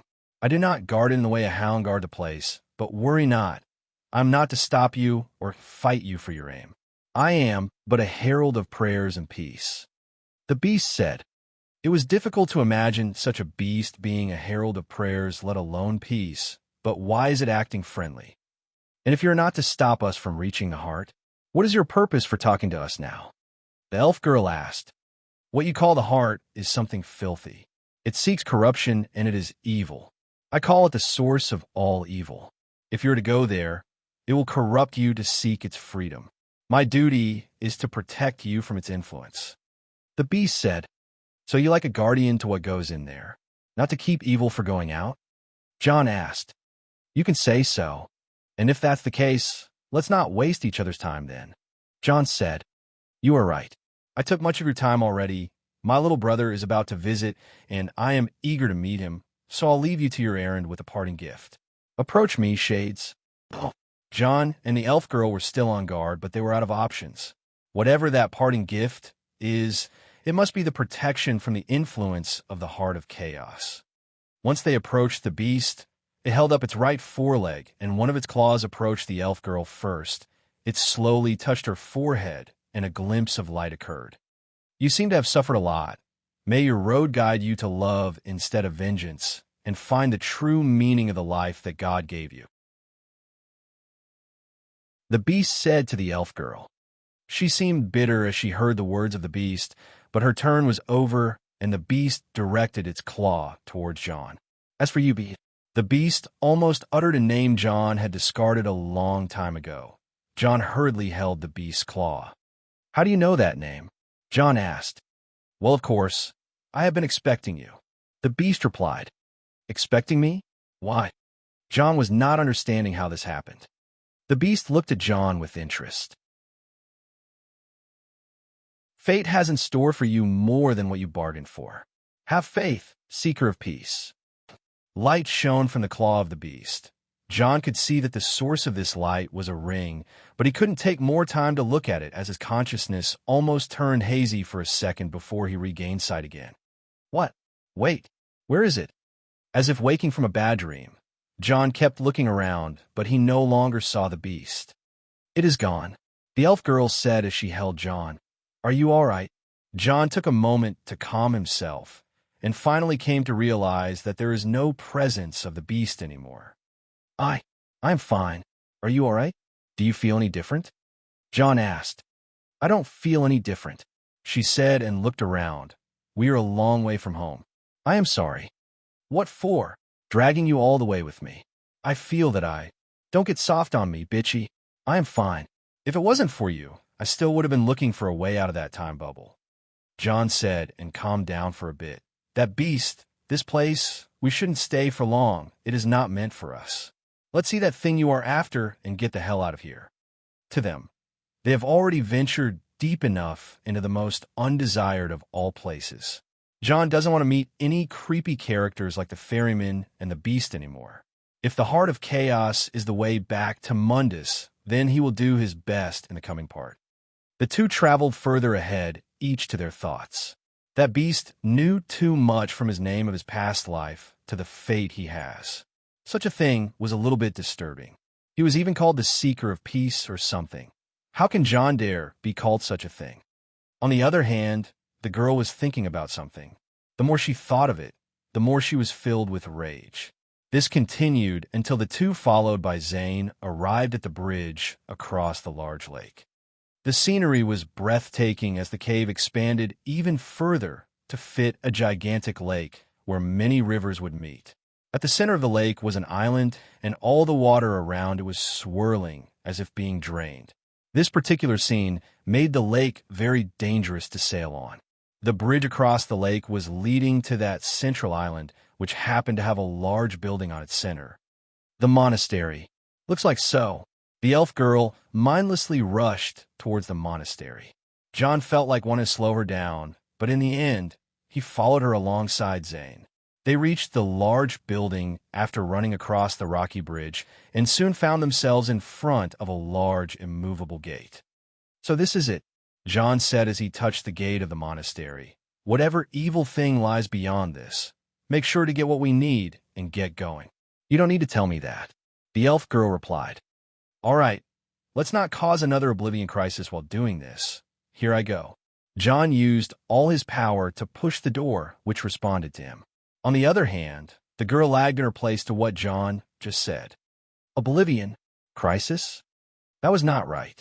Completely different from what she assumed. How does a person from a past era like him know of a modern history? She wanted to ask, but the door was already open. John walked in, and she followed, intending to talk, yet all the thoughts in her head went away with a boof once she saw the interior. Comparing the outside to the inside was almost impossible, as the monastery felt like nothing from what the outside shows. It was not some trick with time and space, but rather the place itself was deep, and extremely deep at that. The monastery was but the peak of a titanic building that has sunk in the lake, yet the waters refused to enter it. The further the monastery went down, the wider it got, and the more terrifying it felt. Still, the only way they saw is down. So the so-called monastery is nothing but the peak of this sunken building, and we entered through the island, which is actually the roof. Interesting, John said. This is all incredible.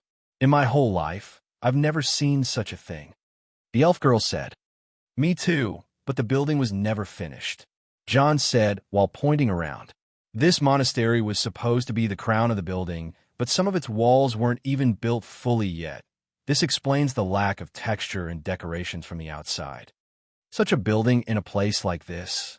She asked. My best guess, it wasn't built here. You're telling me someone moved all this tower-like thing from its place and threw it in a cave? It was quite the absurd claim, but John was positive. The building they are on at the moment is as tall as the white gold tower in Cyrodiil.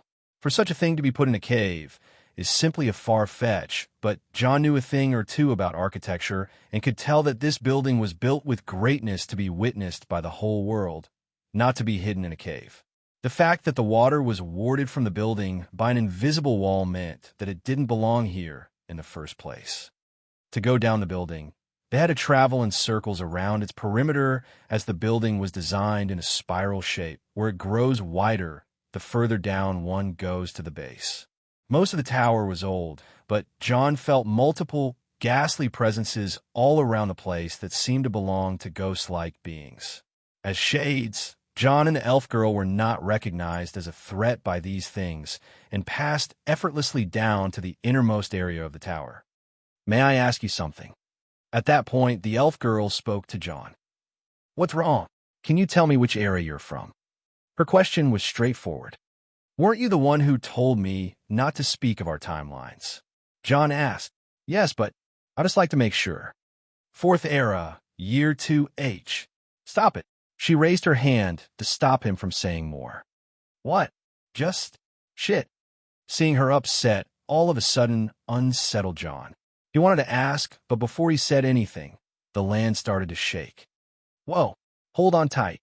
John rushed and covered the girl to protect her, but as soon as the shaking settled down, they looked around and saw into their path where a large gate opened. The two of them are not just random adventurers. They're the most reckless and adventurous souls of their respective timelines. Their vast experience prepared them for nearly anything, except that. Overwhelmed. That was the first of all the negative emotions they felt. Fear. It kicked in right after. It made them almost lose their heads, but at the same time, froze them in place. Weak. They completely realized that what's after that point is a whole new animal they aren't even equipped for.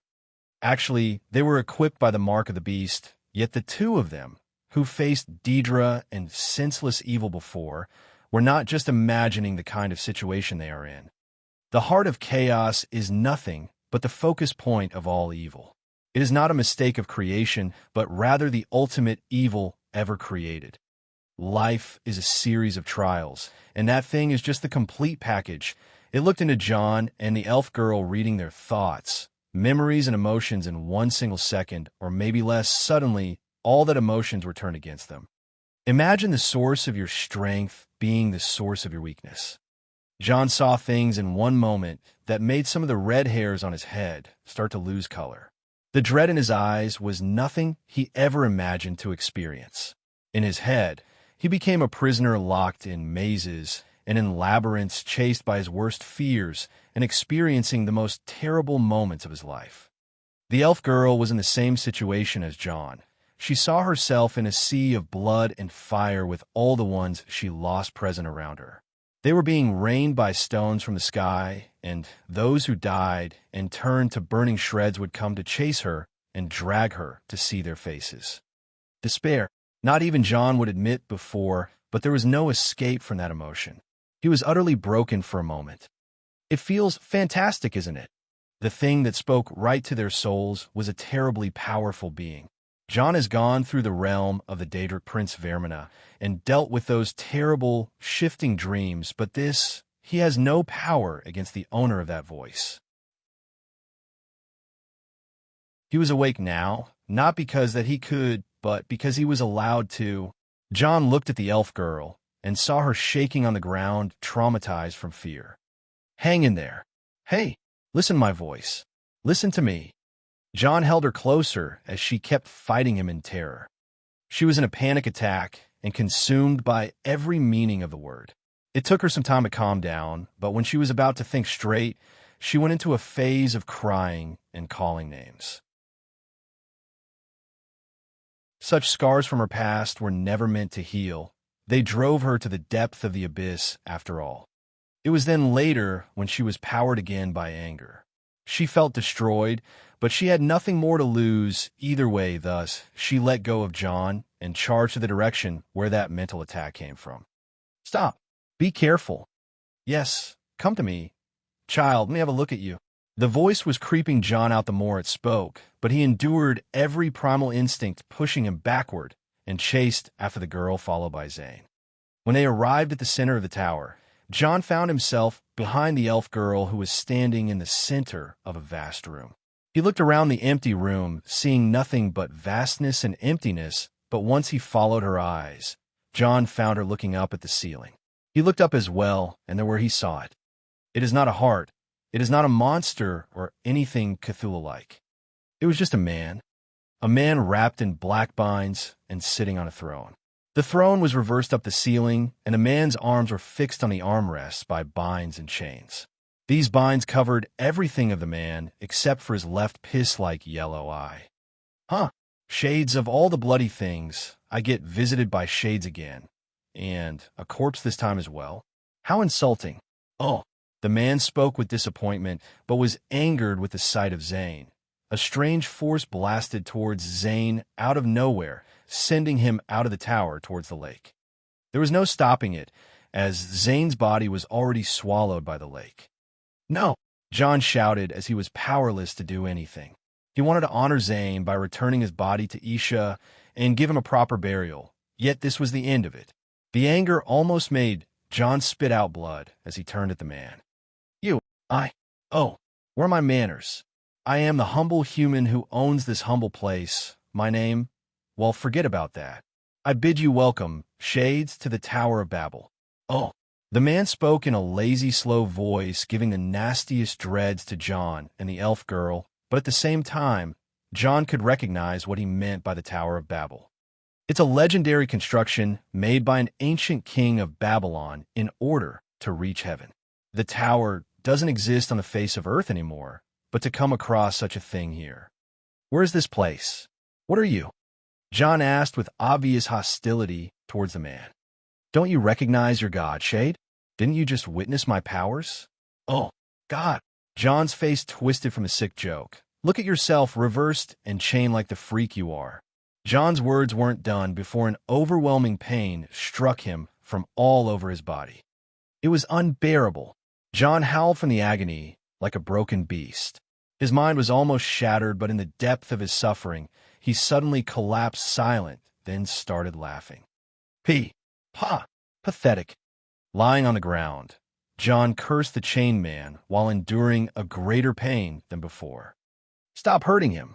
The elf girl tried to shield John with the powers of her Elder Scroll, but it was useless. Don't you recognize what I am? Don't you see the suffering I can inflict? Who else can I be other than God? Worm? With John howling from the pain and his eyes tearing blood, he was no longer able to resist this damage. Denounce your false idol, fool. Worship me. Oh. In the end, the suffering stopped, and John could breathe again, but he was in the sorriest state he had ever been in. Huff, huff, huff. John breathed as hard as he could and struggled to be pushed up. He raised his head to the man and smiled with his white teeth covered in blood. I see. Suffering, pain, you're so lame. For a bad guy, you're too bad. John spoke as he was supported up by the elf girl. You are but an insolent worm. You want insolence? Just wait until I put my hands on you and spit in that eye of yours. Enough. Enraged, the chained man was at the end of his patience as he blasted John away the same way he blasted Zane's body. Only difference is that John crashed into a wall and fell unmoving. No, don't hurt him. Amidst the hostility between John and the chained man, the elf girl was crying from the terror and the pain. Seeing that the only companion she traveled with is on the brink of demise, she felt sorry for dragging him down the abyss with her.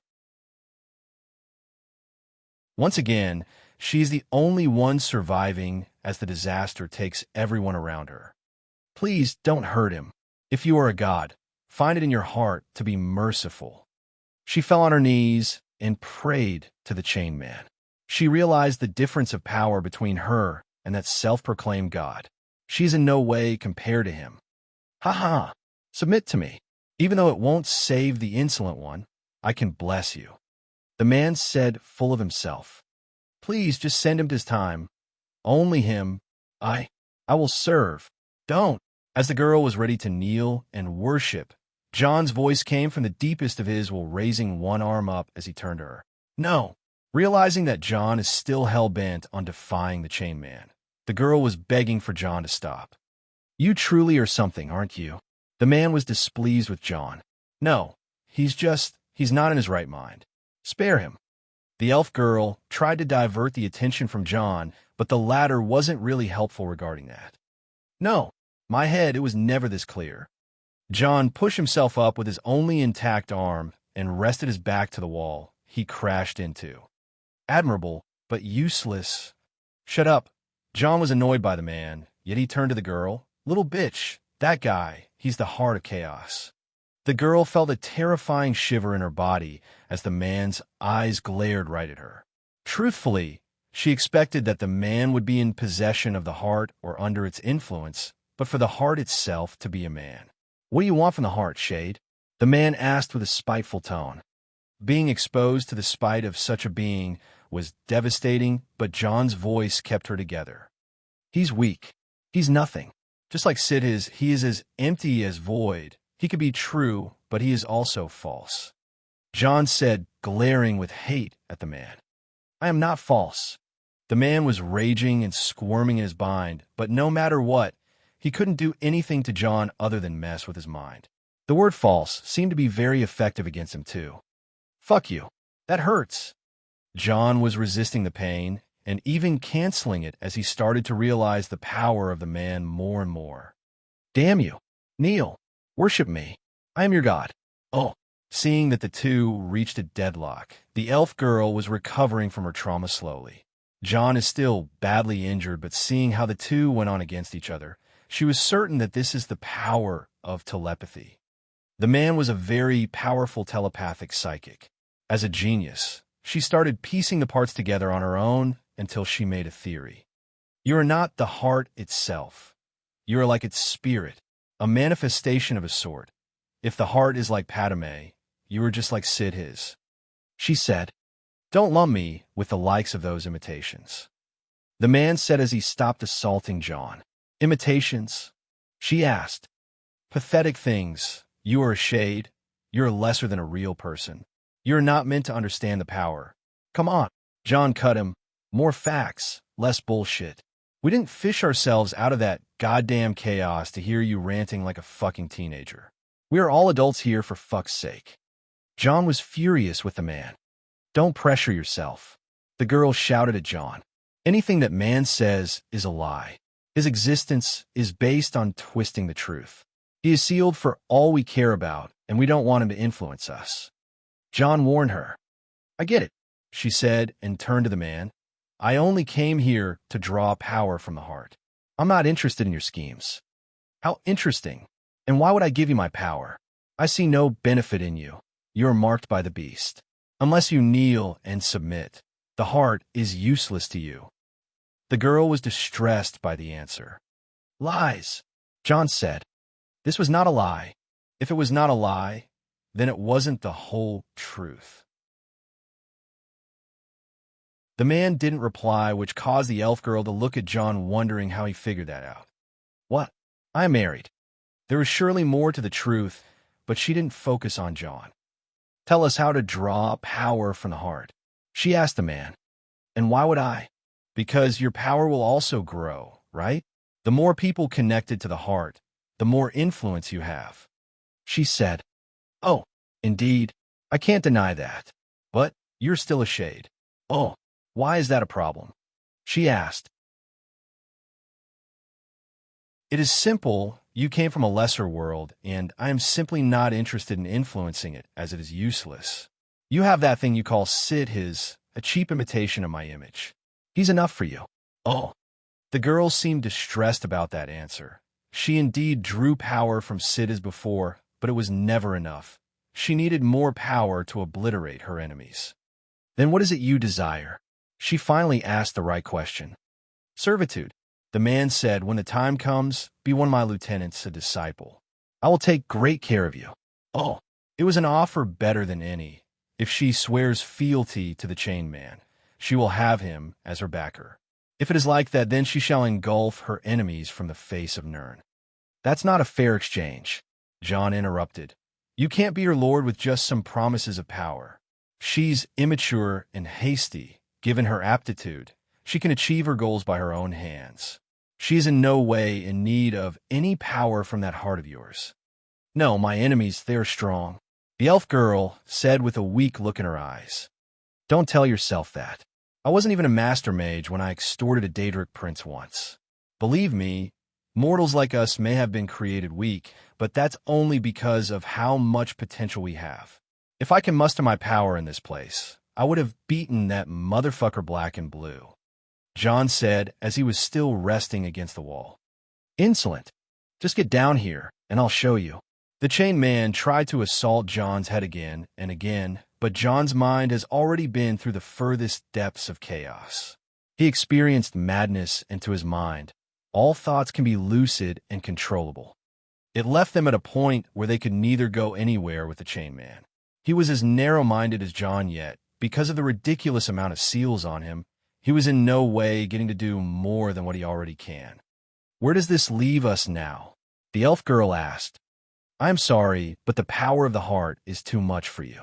If you agree to the terms of that jerk, your fate will be sealed in my opinion. I won't be stopping you, though, if it is your choice. John said. The girl was having a tough time, especially after the mind attack. But John was right. She may have lost a lot, but she still can live her life free from the servitude to a dreadlord who fancies himself a god. What should we do then? How can we return? She asked. John didn't plan that much ahead, but he didn't need to. There is someone that might help them. Let's get out of here. I think the beast can help us, John said as he helped himself up. You are not going anywhere. Submit. The man wanted to stop John and the elf girl, but the two were ready for him. Go fuck yourself, John said as he started retreating, and the elf girl supported him. On the other hand, the chained man was not taking this very well. Stop. I command you. I said stop. You insolent worms. Don't you know what I am? I'll break you. I'll break you all. Oh. The rage of the chained man made fighting him 10 times harder, but still, they were almost out of the place that, when a diabolical thought came to that man. He wouldn't let them leave like that. He needs to teach them a lesson, even if it costs him a finger. And that's what he did. He sacrificed a finger by squeezing himself in the binds as much as he could. Snap. With that snap, he managed to free the finger that was broken and hurriedly uses the nail of his thumb to injure that finger, letting down a drop of blood. It was all that he needed. The bind around the broken finger soon reacted and put it back where it was, but the black drop of blood was already out. It only needed one thing, and it already had two. Targets. Outside the binds, the full power of the chained man was unleashed directly toward John. Even if he was in his best condition, there was no evading that one. In an instant, John's instincts were screaming for him, but he wasn't that fast. The drop of blood found the weakness in greed as protection and struck right in. All the colors faded in John's eyes, and he no longer could control anything. Ah ha ha ha ha! As the creepy laugh echoed around, the elf girl found John falling on the ground. Just as she touched greed, it completely collapsed like liquid, and a horrifying scene appeared. John's body was completely engulfed by that single drop of blood. Witness my power, worm. Survive this. Oh, she tried to do anything. Her Elder Scroll magic wasn't as fast as the spread of that blood. The chaos was infecting John at a terrifying speed. No, no, no, no, no. She used all the output of her ability to stop the spreading, but she couldn't have known that the chaos would retaliate against her. As the black blood expanded, it started an attempt to devour greed, which resisted relentlessly, but through it, that drop of blood was able to come in contact with the elf girl. Shit, The situation turned messier than anyone could have imagined, and before she even felt it, her vision was on the ground right next to John. The faintest memory she had was a voice that came from outside. "He's here. Hurry." 3 figures sped down around the mighty Tower of Babel. They were the weirdest company ever seen. But in John's book, these are some of the most mysterious 3 individuals he ever met. An Etiada, an Ellen Fay, and an otherworldly stalker. "This is grand. I have never seen anything of the sort. This is beyond sense, and I have no sense. I should have brought my cheese ideas note, some pretty good ideas I can copy from this place to add to dementia," a fancy white-haired man said as he agilely walked in big strides. "This is not the time, Mad King." A ninja-like man shrouded in a unique slender black armor replied to him, then turned to the third. "You understand what you must do, Blondie. Grab him and get the hell out." "I understand, Shadow." Mir, Shiagarath, and Shadow. How the 3 ended up together was a mystery of its own, but that all started when John was in Elsewhere. Shiagarath came to John at that time, before they came across Zane, and happened to be asking about Shadow. Shadow agreed to speak with Shiagarath, and it took them quite a long time to converse. Once John was taken by Sithis, Mir infiltrated into Dementia, which was the nearest realm of oblivion to the Void, which alerted Shiagarath and Shadow. This led to the 3 going after John's traces on a journey of their own. "Hey, you never told us what's at the base of this tower," Shiagarath asked. "Certainly not cheese. Don't look forward to meeting him," Shadow replied. "Him?" Mir asked. "A very unpleasant bastard. Don't tempt fate and fight him. He will win. He always does," Shadow said. It was not long until the 3 arrived at the site of the collapsing elf girl as the blood of chaos spread to her. "Shit, we're late." Shadow made a scary face as he saw John's situation. He looked right to the eyes of the man, laughing on his reverse throne. "Armalus, you son of a bitch." "Aha! Wait, more visitors." "No, it is you. Thief." "Oh." Shadow and the Chain Man seemed to be quite familiar. Armalus was the name of that man, actually one of many names, but this was quite his least favorite. Shiagarath, contain him. Whatever it is, and no matter what he says, don't try to push against him, only defend. Shadow said, "Oh ho ho, that's quite the troublesome fellow." Shiagarath stepped forward and blocked John and the elf girl from the mind of Armalus by himself. "Just make sure to save my nephew. It would be incredibly dull without him. You are a child of chaos. You're no match for me." Armalus was annoyed by Shiagarath's intervention, but the latter made a surprised face. "Look at this. You look so much like my old nanny after I tied her to a toilet with a cheesemonger skeever trapped in it. She was as annoyed as you are, half as energetic, though." Shiagarath, by the way, charmed. While Shiagarath had to deal with Armalus, Shadow stood above John and the elf girl. For the first time ever, he showed his true form. He was a man with golden eyes and long back hair, wearing a black slender armor lined with golden embroidery. It seemed like a combat robe, but there were traces of high-tech gadgets on his belt. John, damn it. That's too much chaos," Shadow said as he started performing a hand seal and muttering some words. In an instant, 7 colored stones came out of nowhere and encircled John and the girl. One of the stones, black in color, stood forward between the others and started absorbing the drop of blood that spread all over John's body. "No! Stop it, thief!" Armalus shouted once he saw Shadow dealing with the blood, but Shiagarath held him firm. "Sure, I can't do this guy a favor and shove my first down his throat, make a mush of his organs and an omelet of his brains?" Shiagarath asked Shadow.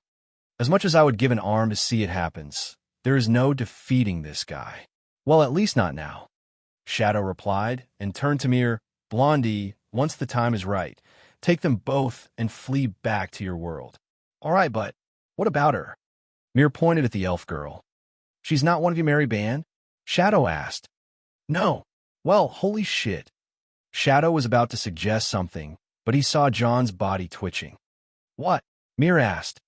"This guy, he was conscious the whole time," Shadow said. From what it seemed, John has never passed out, even under the influence of the blood drop. He was all right on his face, with his senses blocked, but his willpower kept a part of him, using his arms to push his body up from the ground, as if he was protecting something beneath him. Shadow suspected something and muttered a word, then a mysterious dark being came out of his shadow and carried John up. Nefertiti. Mir saw Nefertiti lying unconscious under John. It seemed John used the last bit of his power and consciousness to prevent the spreading of the blood of chaos towards her. Whoa! At the same particular moment, John jumped up from the arms of the dark being Shadow summoned and punched it away. His state was not right, and his mind was in shambles. John, calm down. Calm down. Here, take your cat. Shadow stopped John's rampage before it started and handed the unconscious Nefertiti to him. Seeing her was enough to make John forget about the noise raging in his head and hold her closer right away. You can hear me, right? Shadow asked John.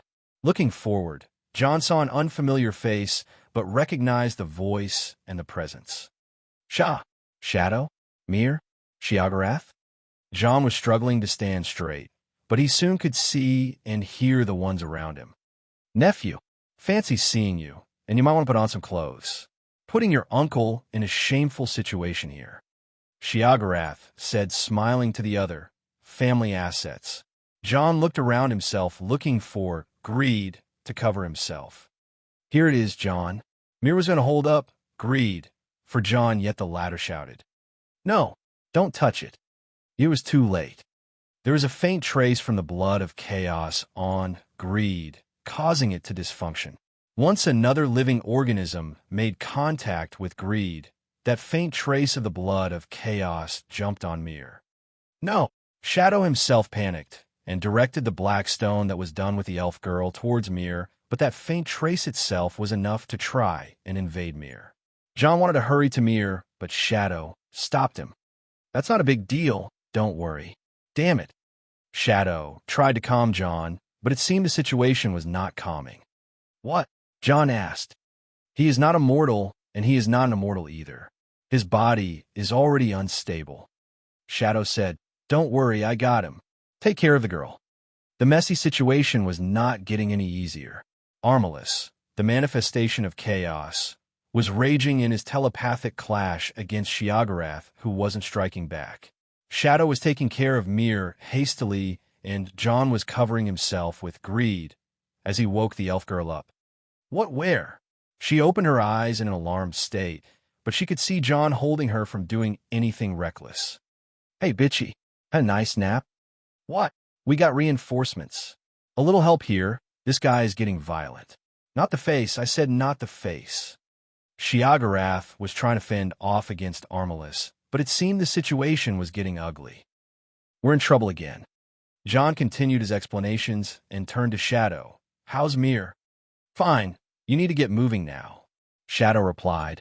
Mir, you take John. Shiagarath and I will take care of the girl. Shiagarath. It was then when the elf girl reacted as if the name of a Daedric prince kicked her back to life. She looked towards the fancy white-haired gentleman who was holding his cane up against Armalus, and she was not terrified of anything more than him at the moment. Meanwhile, John checked on Mir. You're all right. Yes, don't look. Mir tried to hide his face, but John held his hand. There, John could see a black mark on Mir's face right under his left eye. Don't tell Isha, okay? Mir smiled and tried to brush it off, but John was furious. He turned around looking at Armalus, and the look in his eyes was of pure abhorrence. He wanted to curse or say something, but the words that came out were ones of those that identified John as a dare. One day, it will be your turn, and I'll be there to take a piss on your corpse, John said as Mir started dragging him back towards an escape portal. Worm, I'll toss you in hell with my hands. I'll trample over everything you love. Armalus was as infuriated as John. After all, Shadow managed to steal more of his blood today. On the other hand, Shadow guided the elf girl back to another portal corresponding to her timeline. Yet she stopped and turned to John. Dumbass, she called. John turned to her. I was wrong, she said, and held her hood, putting it down. John finally saw her face, and every fiber of his being shivered. If he can't recognize this face, even if it was a little younger, then he just should be damned into oblivion for all his life. I told you before that I am the one from the future, but it appears I am wrong. She said, I'll look for you and you look for me. I need answers. My name is Nerina. Added a pic for the Tower of Babel. Armalus and the Beast are characters from a future novel. Beast of the Apocalypse. First 2 chapters on free.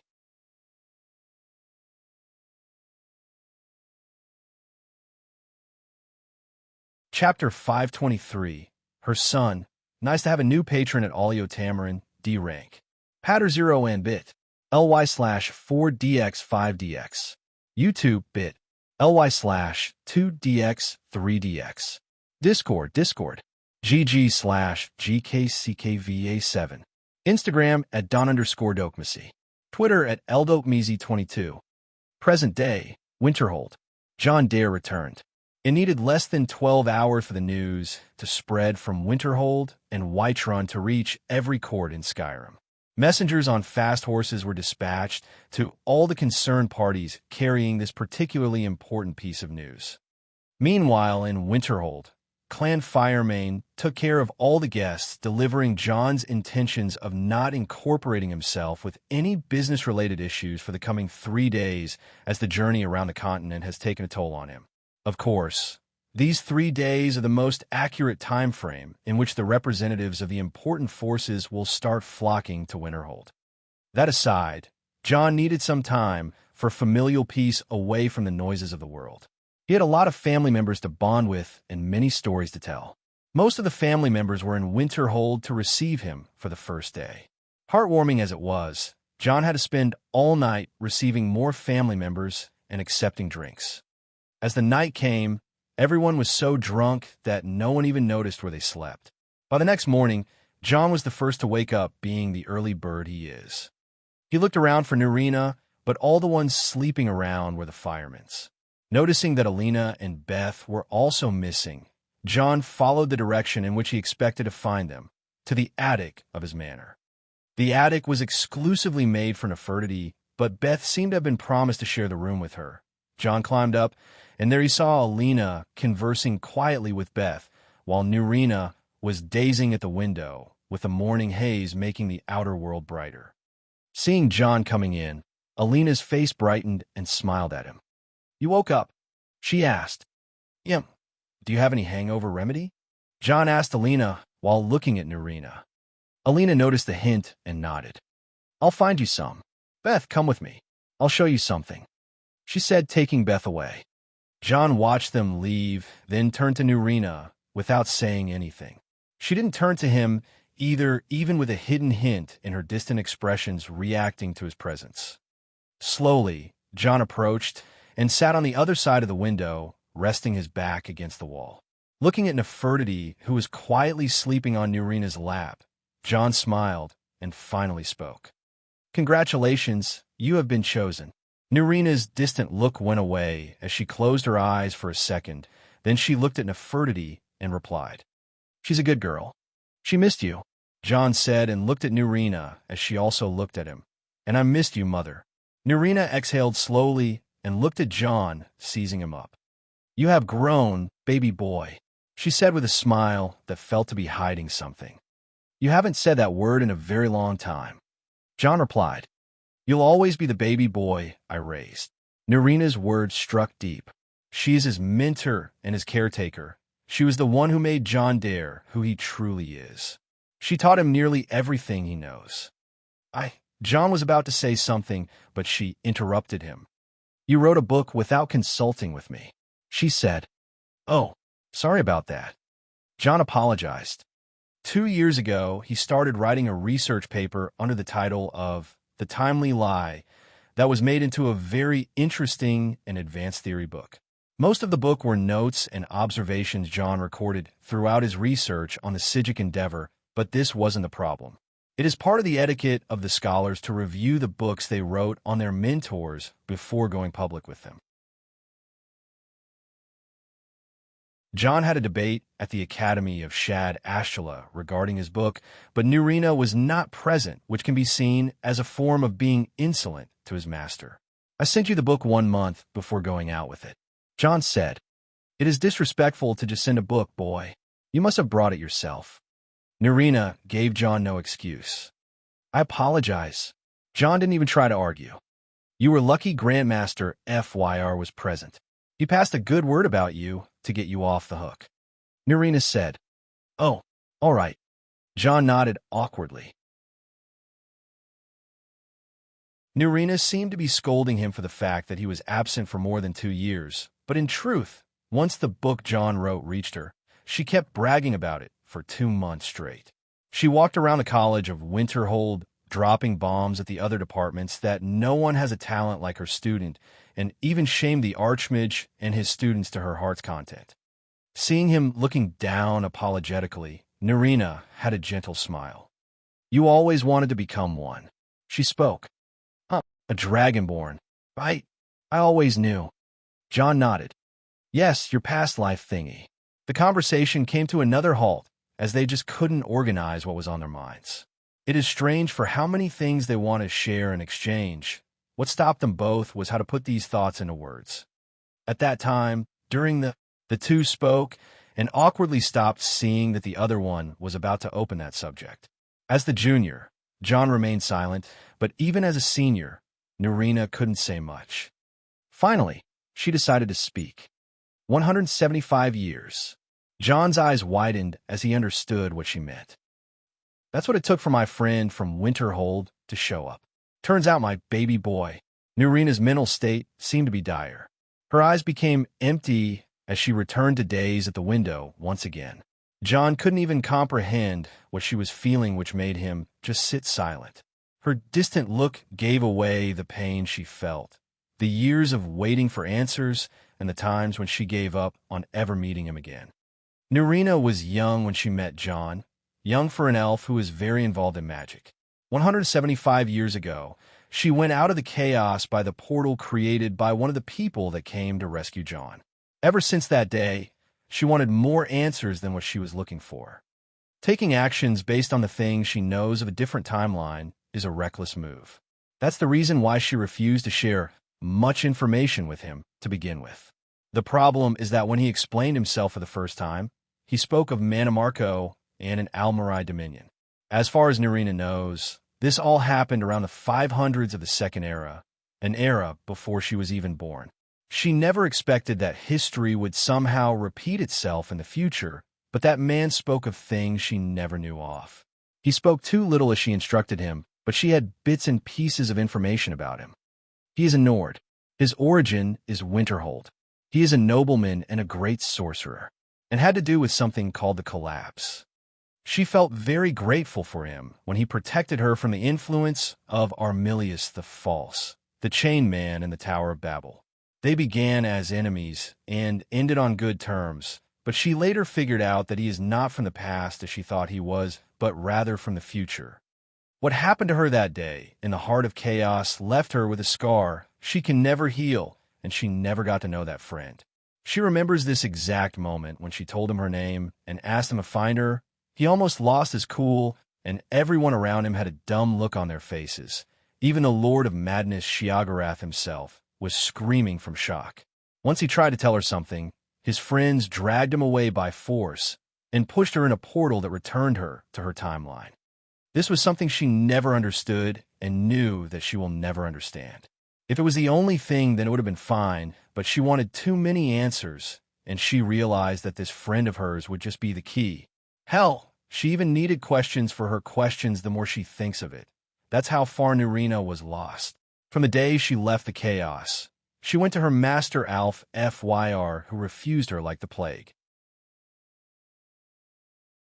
Before venturing into the chaos, she asked for Alf's guidance to go against the Daedric princes and restore her family, but even Lord Divaith Fyr forbade her from that. Nurina went against their orders and joined the cult of Sidhis at the age of 31 to draw power from the origin of chaos, a power that can threaten the Daedra princes, and if not enough to kill them, then it would seal them. The young Nurina was out for too many questions and a blood vengeance against the Titans themselves. After her return and getting chased away by Alf, she traveled to Winterhold for the first time, but the capital of Skyrim at that time was not welcoming to the Dark Elves. She gathered the information she wanted and went on her way, traveling the world. She spent most of her time in High Rock or Cyrodiil, but she always kept visiting Winterhold once every 1 or 2 years to gather clues. Her only clue was that Winterhold will face some collapse. She didn't know what sort of a future she was up against, and her investigation yielded no apparent results for a very long time. With time, people tend to lose hope, and New Rena wasn't much different.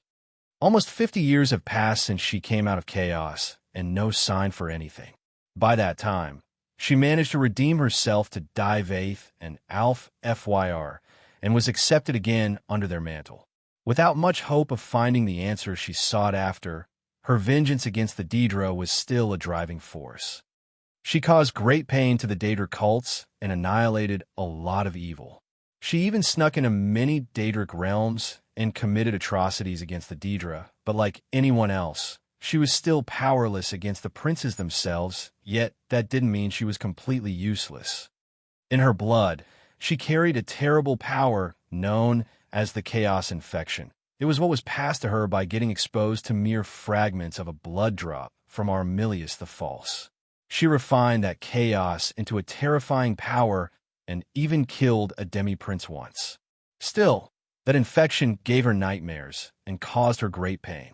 She reverted to drinking to ease the pain, but it took her years to fully wield it. It wasn't until another 50 years had passed when finally the news arrived.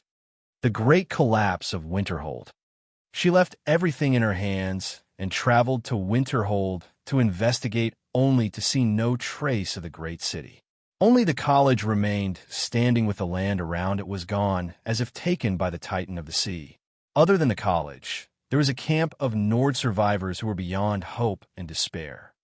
With the collapse that finally happened, New Rena insisted to uncover its reason, but that stubbornness of hers, which drove her to find answers to everything even at the far depth of the abyss, was the same stubbornness that drove her almost hopeless once again. The truth of the Great Collapse was nothing but that wound that made her the person she is today. It all began when she was 6 years of age during the Oblivion Crisis, when her father died to a Daedric creature. As the crisis was over in the rest of the world, it wasn't quite the case in Morrowind, and especially the city of Vivec. During the crisis, Vivec, the king of the city, disappeared, and without his presence, a titanic rock hung above the city was about to fall and crush it. 2 dark elves made a pact with the Daedric prince Clavicus Vile to give them a method that keeps this rock in its place, but such a method needed thousands of blood sacrifices. New Rena's mother was taken by a random selection when she was 11. After that, the machine that hung the rock was compromised, and the gigantic rock fell on the city in full momentum. That day, the city of Vivec was wiped off the face of Nirn with only one unrecorded sole survivor. New Rena, Arin. The rock hung above the city of Vivec is thought to have been tossed from the void by a Daedric prince. Read about the Bardal in UESP. Image Bardal is uploaded on IG and Discord. Links at the end of the chapter. The tragedy of Vivec City was the disaster that caused the Red Mountain to erupt in year 45. The Red Year became a global disaster that affected far more than just Morrowind. The Great Collapse in Winterhold was another result of the destruction of Vivec.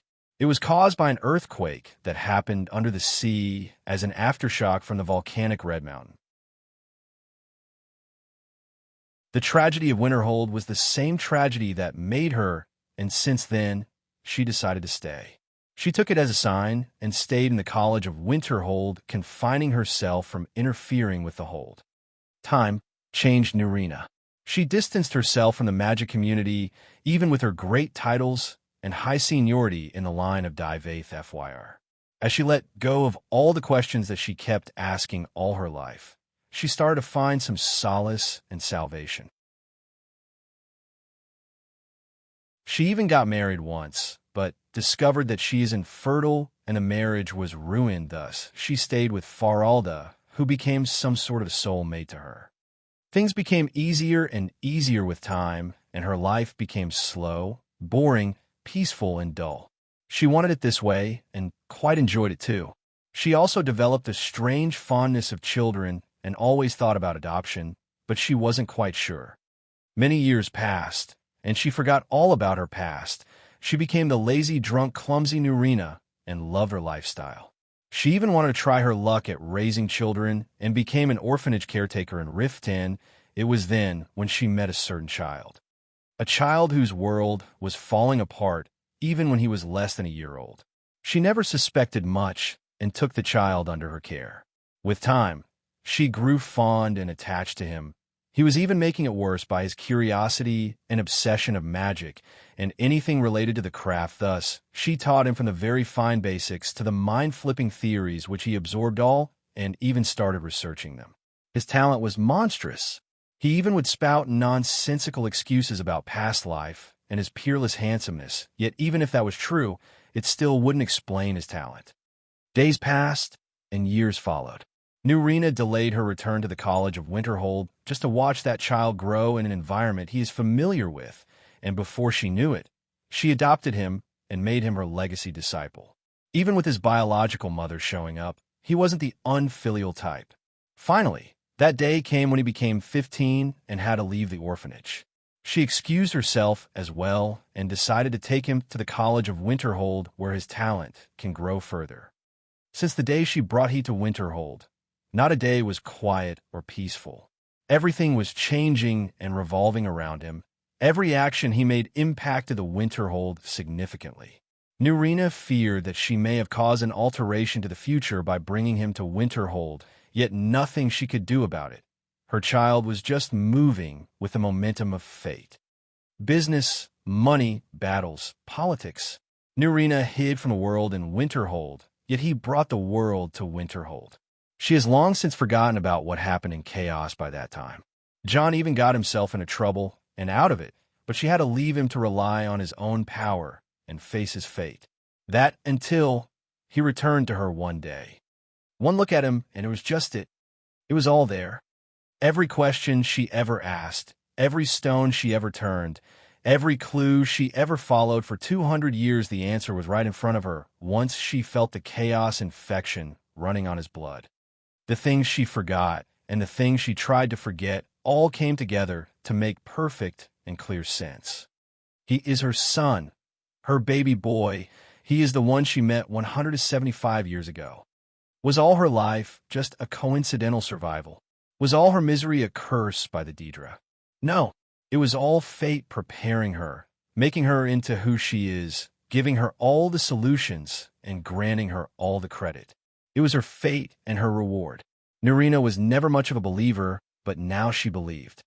If her fate was to meet John, to be his mentor, to give him power and see him rise, then this is better than anything she ever dreamed of. She is lucky. She is a winner. It is said that behind every great man, there is a great woman. In John's case, that woman is not Hilda, not Jelinar, and certainly not Alina. It is her. She raised the dragon. Let all the world shiver in her wake and bask in her glory. She looked at him with tears finally flowing from her eyes. Welcome home. John silently put his head on her lap and closed his eyes. Yeah, I'm home. The College of Winterhold. The College of Winterhold was always shunned by the Nords, and until this very day, no one liked the magic or the mages this much.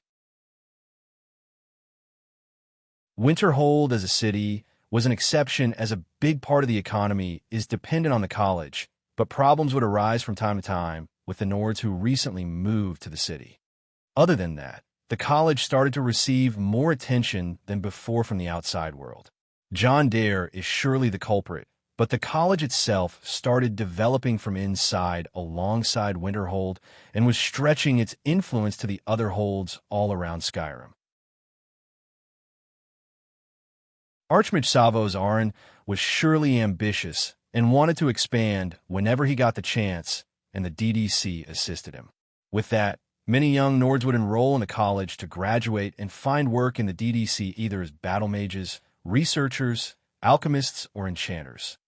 Inside the college, the situation was as busy as ever. Students and scholars were holding lectures, and the 8 departments were on each other's throats, especially today. Why? It is the enrollment day. The college accepts students 4 times every year, and the departments would work as hard as they could to attract students. With alchemy, one unravels the secrets of the matter and browses the wonder of nature. 2 alchemists stood behind a table as they performed colorful tricks with their flasks and ingredients. Alchemy? Is that even magic? Who needs unraveling the matter when you can master the matter? Turn what is cheap to something expensive. In alteration, you can even protect yourself from any spell or blade. 2 alteration apprentices on a stage, not far from them, showed off their arcane skill. Did I hear that right, friend? Alteration protects you? Maybe at minimal, but when it comes to protecting or even healing and fighting the undead, there is no school beyond restoration, my friends. Join our department. 2 restoration mages performed the most radiant magic to attract attention. Restoration? Isn't that the magic they teach at basically any temple? These people came to the college to see true magic, and there is nothing more arcane in this world than illusion. Master the ways of the mind. Unravel the secrets of the hidden senses. Join the illusion department. 2 illusionists made music and lights using their staves to attract the crowd. Illusion? I wonder what is turning invisible good for unless for running away. This is enchanting. You don't need any school of magic and craft after this. At any magic application, enchanting is always essential. An enchanter said as he sent up a floating staff and robes that looked well crafted and abundant with magic. Ha ha! Friends, we all came here for one thing and one thing only. Blow stuff up, freeze it to death, shock it to the morrow. We're the most popular department for a reason. Be with the cool kids and join the destruction department. A pyromancer rode on the shoulder of 2 others and started shooting out flames. Those destruction metalheads are too noisy. This is a flame Atronak, and that's a frost Atronak. Do I need to tell you more? Who needs to dirty their hands if they have such mighty servants, or maybe delve into a darker endeavor? We are not shy. Join the conjuration department. A conjurer rode on a flame Atronak horse, bragging with his summons. Bitch, please. Mysticism is this way. A mystic floated on air while crossing legs as he manipulated the arcane energy to teleport around while levitating.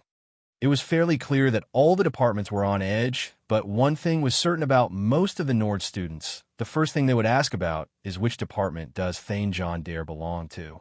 Mysticism was popular for such a reason, but the numbers would always decrease when people realize how insane that department is, and they would transfer to other departments. Alina observed the situation from above the roof as the main yard of the college was as busy as a Frida's Friday market. As a teacher in the academy, she has a large role to play in managing the students of the mysticism department, and she will be assisting Master Talfdir in the coming lectures for the new students. Master Alina, I've finished. A young voice called for her, and as she turned around, she saw Beth coming alongside Lonith. Congratulations on the application, Beth. And Senior, thank you for taking care of her. Alina received Beth cheerfully. It's a pleasure. She's such a sweet girl. Lana said as she patted Beth on the shoulder. Hey, Beth. Why don't you go and find John? He is over there with Master Narina. Alina said. All right, I'll go greet Master and Grandmaster. Beth said as she ran to where Alina pointed her. Lonith and Alina watched Beth go and looked at each other. Not his child, right? Lonith asked. Senior, surely you jest. Kid is 12, John is John, all right, but even he can't have a kid when he is 8. Alina smiled. Oh, look at you, all nerves of steel and all. Hubby is now home, and you can act all relaxed and cute now. Lonith teased her. That's a given. I am not the most beautiful and cutest in the world for nothing. Alina acted all high and mighty. Tisk, You're as a brat as he is. Loneth punched Alina in the shoulder and stood beside her at the balcony. Good numbers this year will have a lot of work. True. John asked me to be on college duty for the coming few months. Alina replied.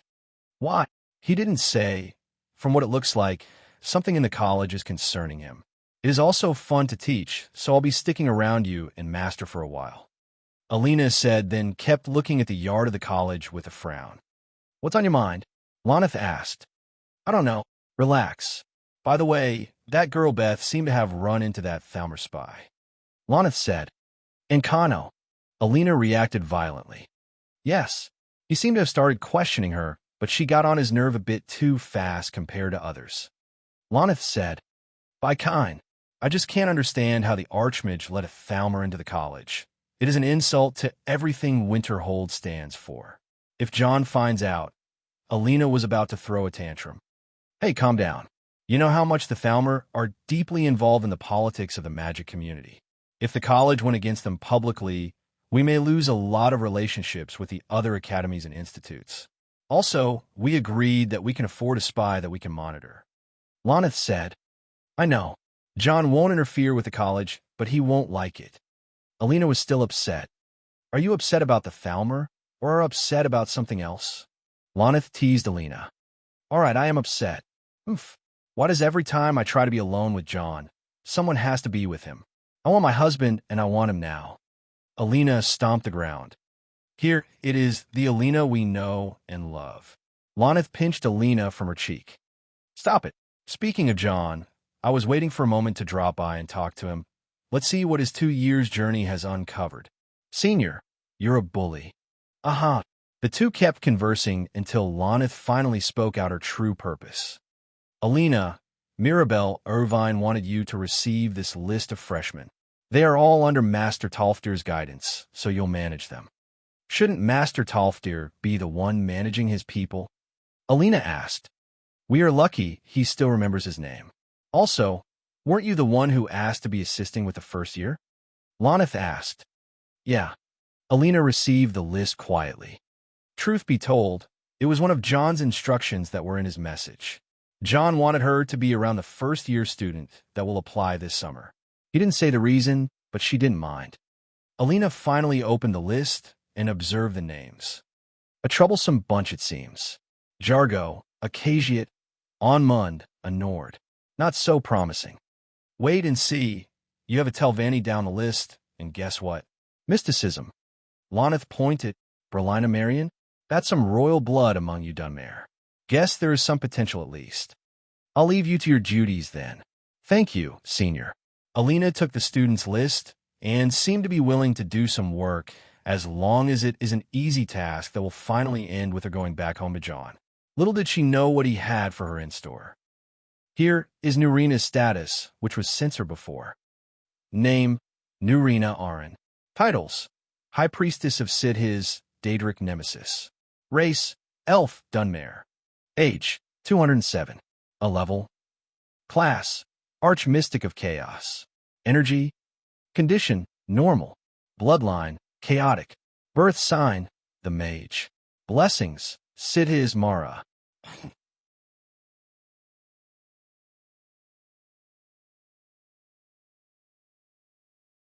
Chapter 524, What We Have in Store. ly/2dx3dx. Discord, GG/GKCKVA7. Instagram, @Don_Dokmacy. Twitter, @Eldokmeezy22. On the roof of the Hall of the Elements, John and Nurina were sitting alone on a wooden bench as he was showing her a flame that he conjured on his hand. I have heard the stories, yet after 201 years, the legend comes back to life. Nurina said, I tried smoking some weed with it last night. It was amazing. John replied, You little shit. You used an eternal flame to smoke? This thing. I don't think this is something any magic can replicate at all. Nurina was closely inspecting the flame that John summoned on his hand. The Dragonfires. This flame disappeared from the world over 200 years ago with the death of the last Septim Emperor, Martin Septim. The Dragonfires is the symbol of Akatosh given to the Dragonborn Emperors. John acquired it when the blessing of the Dragon Guardian was absorbed by the blessing of Akatosh, and the ashen flame mutated into the dragon's fire. Dragon fires, eternal flame, summoned by igniting the dragon blood. A divine flame with scorching, cleansing, and protecting properties. It seems like an all-purpose eternal flame. Nothing too fancy, John said. Nerina looked at him with the urge to throw him off the roof, yet she couldn't help but laugh at his silly joke. She really missed it. It surely is interesting, but the dragon fires in your case depend on your vitality. It is not a problem to you, since you achieve the astral access, which give you a passive equilibrium between life force and magicka, but don't overdo it, Nerina noted. Also, you can ignite it using your blood, not by a medium like the emperors of the past. They would rely on the Chim-El Adabal to manipulate the dragon fires, but you just naturally do it. Chim-El Adabal means Royal Honorable Godstone. It is the red gem of the Amulet of Kings. I'm awesome. Let's keep it to that. Won't lie. You are impressing me. What else can you do? She asked. Something called the inner dragon. Now I know what you're thinking, and no, I don't have a dragon inside me, John said. John's other power that replaced the dragon affinity was the inner dragon. Inner dragon. Incomplete. Nerina put her palm on John's back and sent a strong wave of magicka to try and awaken any hidden entity inside him, but it was of no use. That's a shame. I wanted to see a dragon sticking out from you, she said. Wow, you are merciless, John said. Either way, if the ability mutated and never brought out its full potential, then it means that it still needs more of the energy that fed it. You mean a dragon's soul? John asked. I'm not sure how you were so in peace about fighting another dragon to death, but yeah, another dragon soul, or maybe a few more may awaken this ability. Still, you must refine the one inside you now first. Nerina provided guidance. John thought for a while as he inspected the dragon's energy inside himself. Truth be told, I have never experienced such harmony while absorbing any energy before. The dragon's soul entered my energy core and started nourishing me slowly for the past 2 days, but I had that weird thing happening. John said, What is it? I took a try at refining the dragon soul yesterday, but I noticed that it wasn't increasing my power that much, not the way I wanted anyway. John said, Explain further. Nerina said, How do I say it? Imagine building a tower and trying to make that tower go higher, except that when I use Dragon Soul, the tower doesn't really go up faster, but it feels like the Dragon Soul is making it grow wider. John said, Grow wider. Nerina tilted her head, but suddenly her eyes widened. This can't, oh my, is enhancing your foundations. My foundations? John frowned. My foundations were always firm. You always said that my magicka is purer and richer than some high elven mages. Yes, but that was in the past before you awakened as a dragonborn. Absorbing a dragon soul is bound to change your soul. Changing your soul changes your body and foundations. You are a human now, but you're also becoming more than just that. I guess that is one of the reasons why the rules don't apply on the Dragonborns. Nerina wasn't good at delivering shocking news without causing the other party to panic, and John was making their weirdest of faces. Wait, you mean I am becoming something that is not human? He asked. HM? No, you're like a Dragonborn human. Call it whenever you want, but that's the most logical explanation. Part of your soul is divine after all.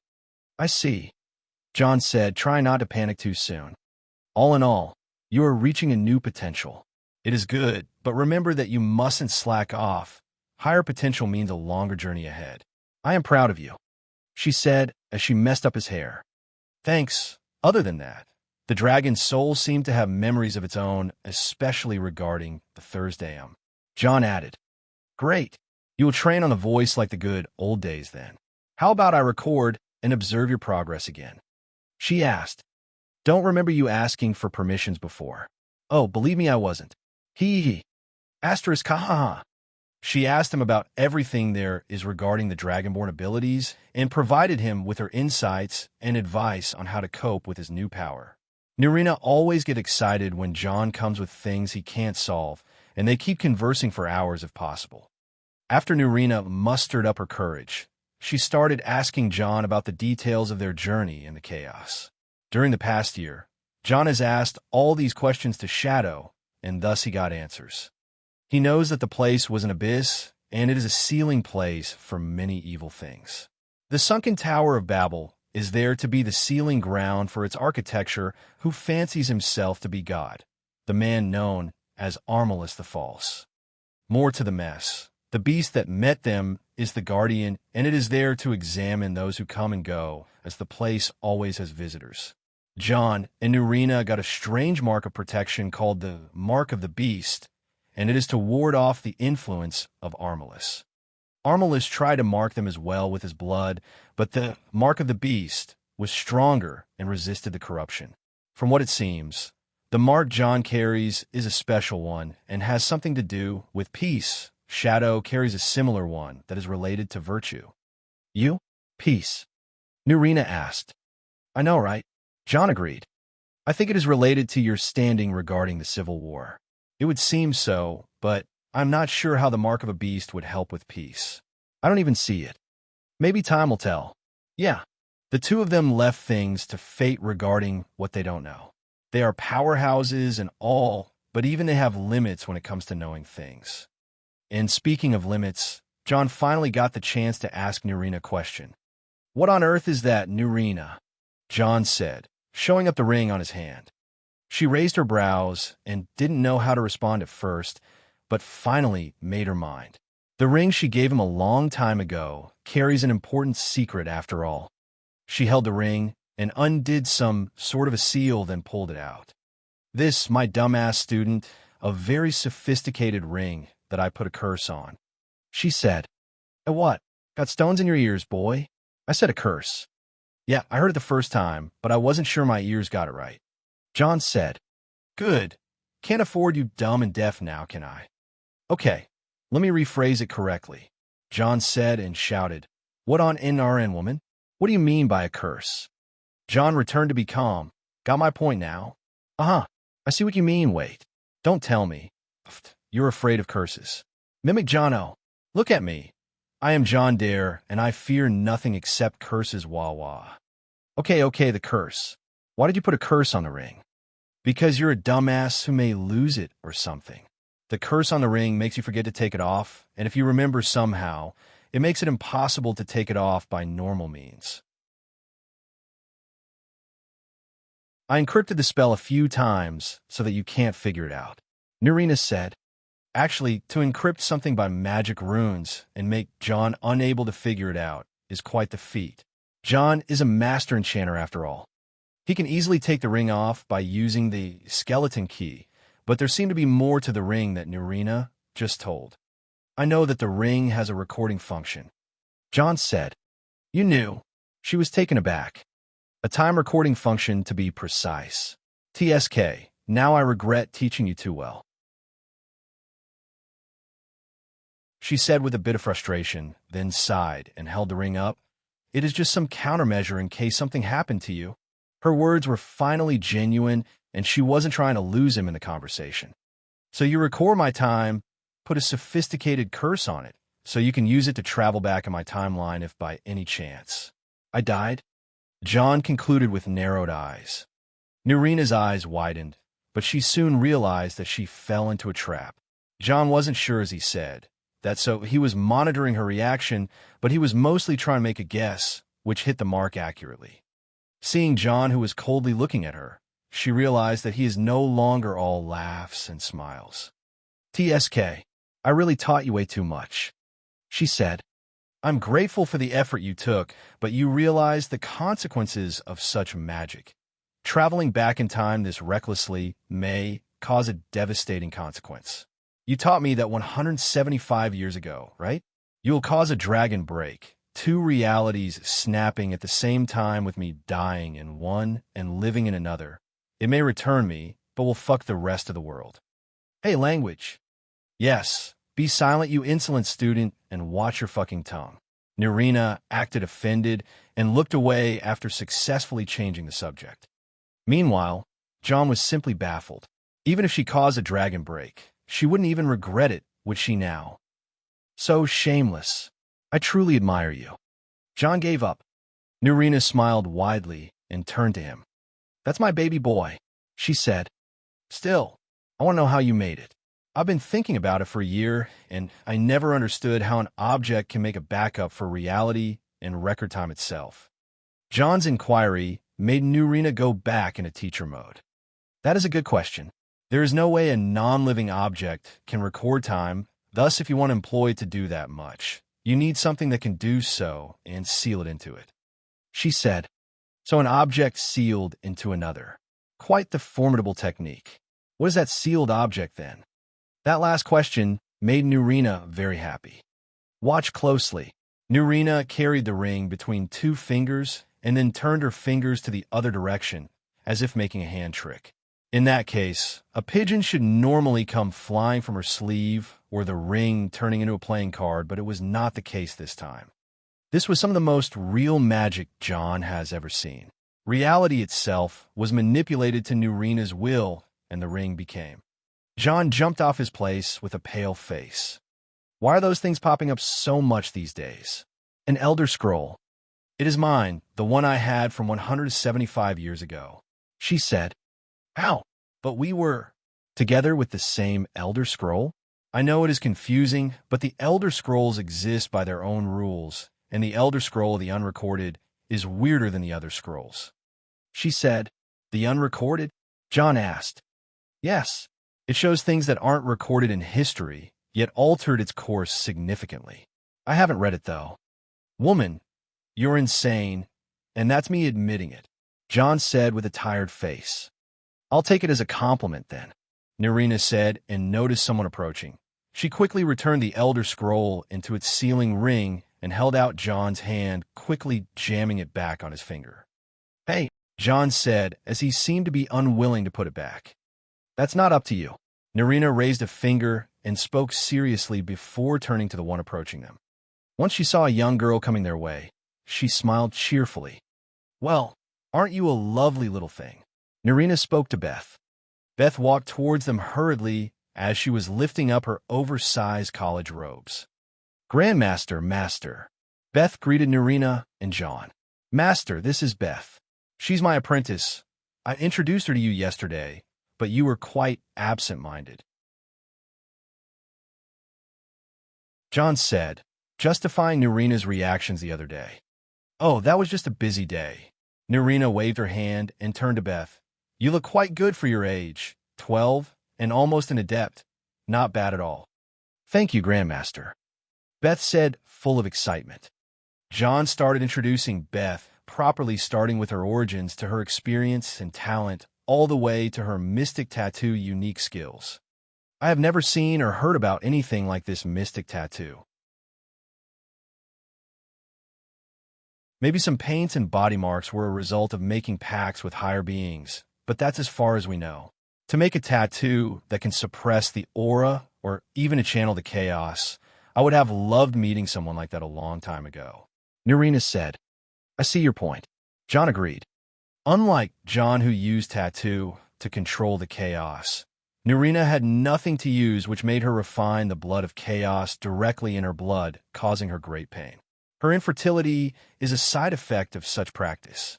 What about you? Why do you have so many tattoos on your body and face? Narina asked. I was born like that. Beth said, I see. It may be a mutated bloodline in the end, just like mine. Very rare to happen. Most unlikely to be powerful. In your case, yours is good, Baldy. Narina said, patting Beth's head.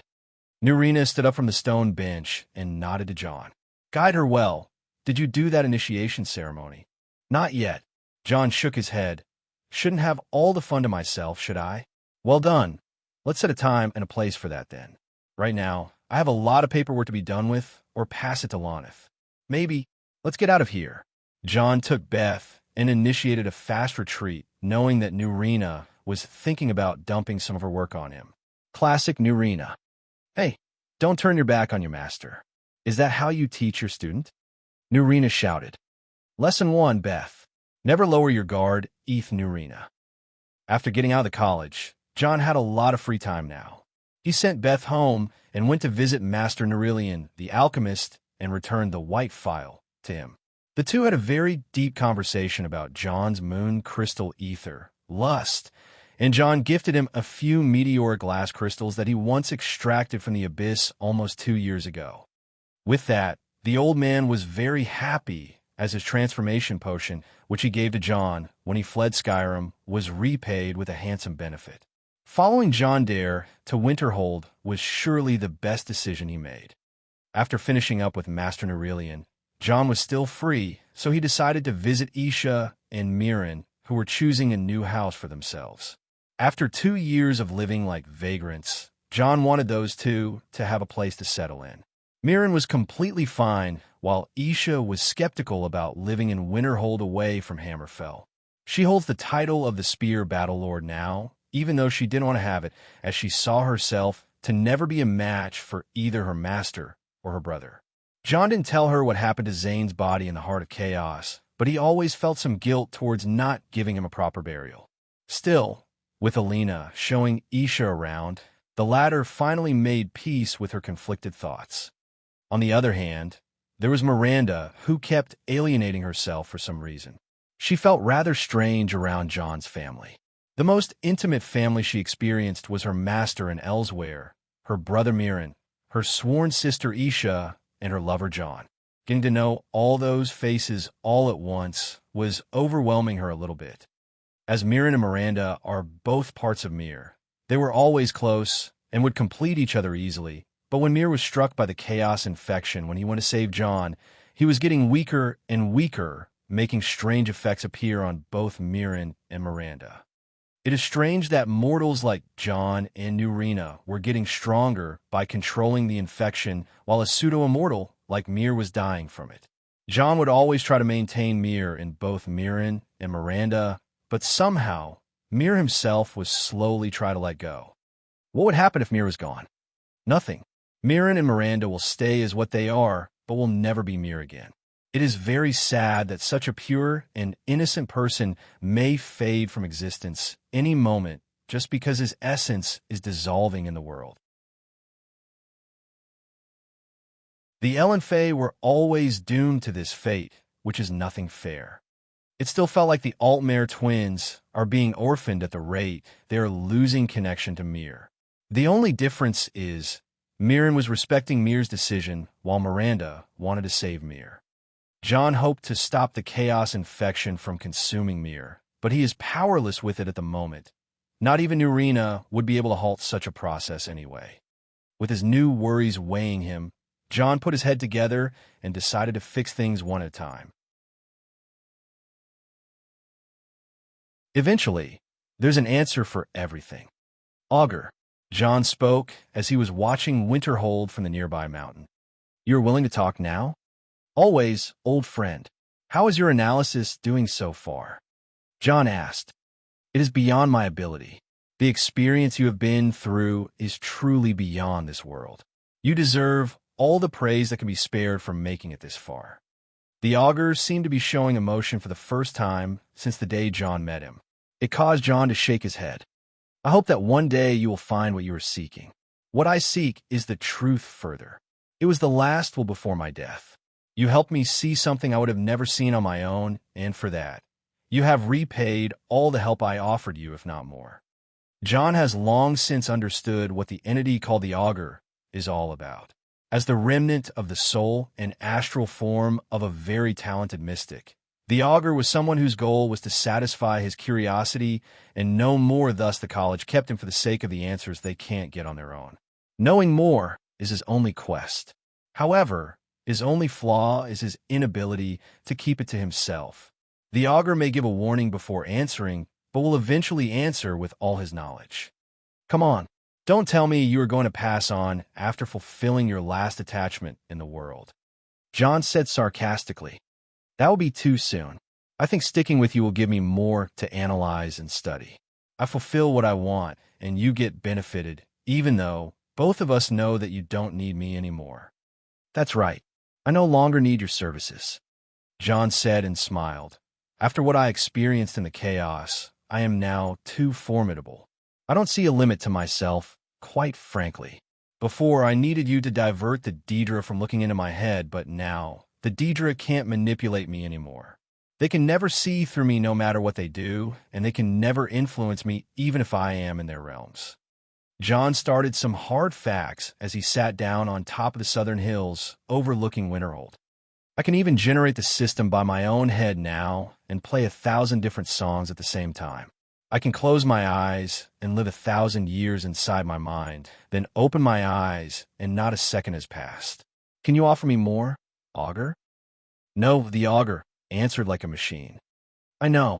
John nodded. Still, I need you around. Talking to myself would make me more insane than what I already am. You also have a good sense of humor sometimes, and I still feel indebted for your help. I'm not some ungrateful bastard. Understand. Nice. Everything John said has a very strong truth backing it. He experienced the chaos, and his mind is more formidable than anything else. Nurina may have had a similar experience, but she didn't lose herself in the chaos, didn't go through a literal existential crisis, and didn't have to put herself back together. That is why John's journey in the chaos was unique. More to that, John also has the same power as Nurina that she used to stand against the Daedric princes, the Chaos Infection. The power they inherited from the man who is called Armalus, the one who defied the heavens. Augur, tell me your thoughts on the Chaos Infection. Chaos Infection, variable effect. The purest form of defiance to all worldly laws. Chaos is invincible, indestructible, and very unstable. Amazing, isn't it? I can defy all the laws, block the Daedra from reading my mind, and free myself from their influence. I will have a lot of fun regarding some future enemies that I want to take care of. Thankfully, my identity is safe with all the Daedra except Molag Bal, and I have a lot of unfinished business with the vampires. John started thinking for a while. Aside from the dragons, he has to take care of two threats, which are the vampires and the cult of Mirik. Both are supported by a Daedric prince each. Regarding Molag Bal, he knew that John once came to him in Markarth and offered human sacrifice in exchange for power. Molag asked for agony, and he got what he wanted, but he backstabbed John with the vampires. This was one of the reasons why John hid his identity during the labors as Krylin and now as the Dragonborn. Molag Bal knows John Dare, and thus the Fokihar vampires know too.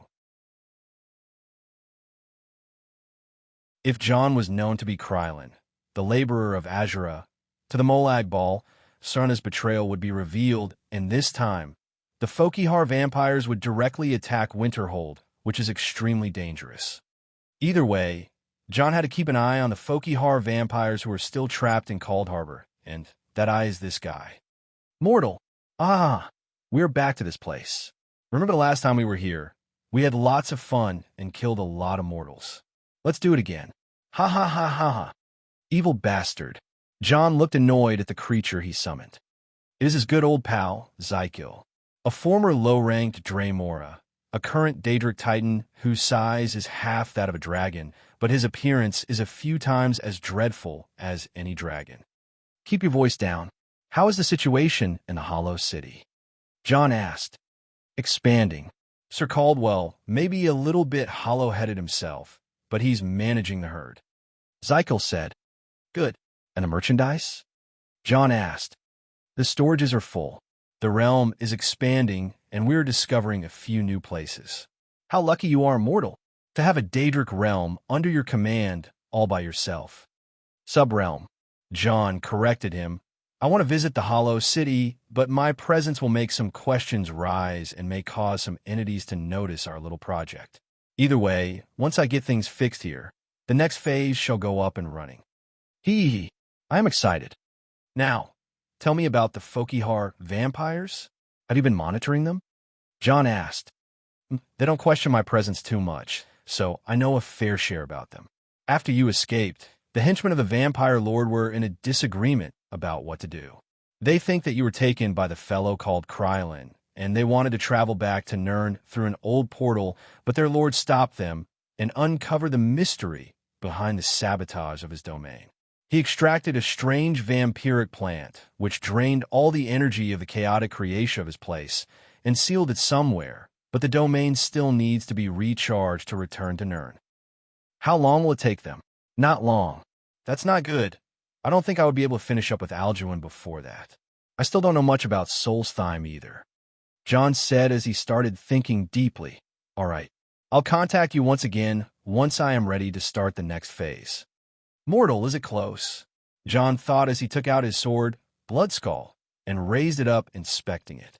The blade seemed to have taken a lot of damage because of the immense energy that controlled it for 2 years, and it needed to be reforged. I've been a thorn to the side of both the Imperials and the Stormcloaks for 5 years. With the war at its current scale, someone would do something stupid. The Imperial General Tullius is new in Skyrim, and as rash as how he was to capture Ulfric's Stormcloak. He'll try to deal with me soon. And I need more dragon souls. God damn it. Why do I have to do so much? You were taking a vacation for a whole year. You shameless mortal. Watch your tongue, lowly Deidre. I have been training all my life for this, so let's see what fate and I have for each other in store, and God is my witness. I am bringing down the fucking storm. Status. Name. John Dare, John Hild Firemane. Title: The Boss, Thane of Winterhold, Krylin. A race: Human Nord.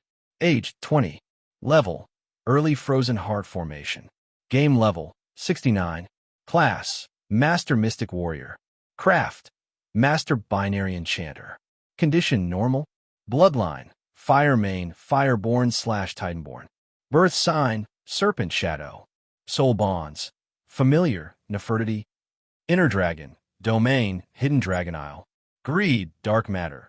Wrath, Odacro. Pride, Elder Staff. Lust, Moon Crystal. Powers: Nord.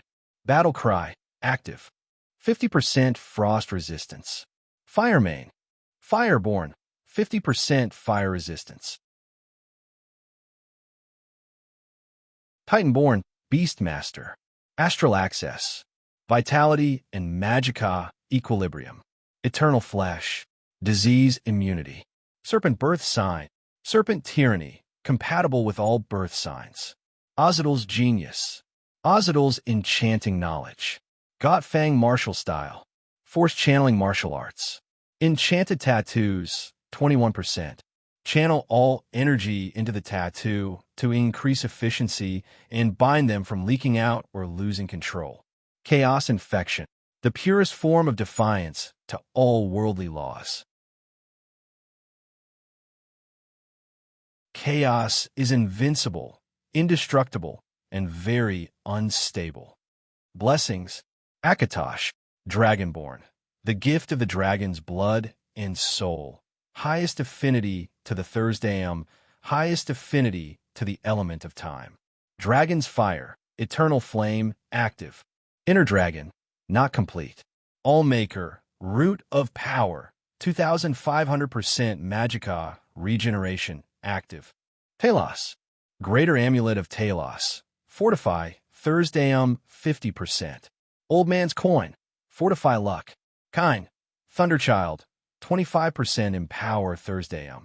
Shiagarath, Mad Champion, 2500% Vitality Regen, active. Azura, Dawn's Beauty, 50% Absorb Magic Attacks, active. Bothia, Berserk, take half damage and do double damage in a feral state of mind, active. Mephala, Golden Tongue, persuasive to all beings, active. Hermes Mora, Bardic Knowledge, summon knowable music instruments to cause a tonal effect, active. The Shadow Stone, hide in shadows, fortifies stealth in through the shadows. Blur, fortifies speed during combat. Pride, the Elder Staff of Power and Fate. Imagination Magic, Will of Pride.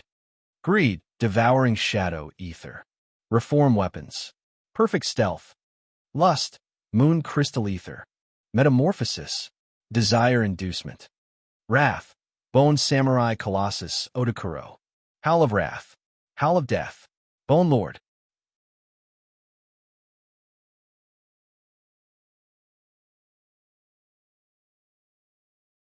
Chapter 525, Dinner, bath, or maybe me? ly/2dx3dx.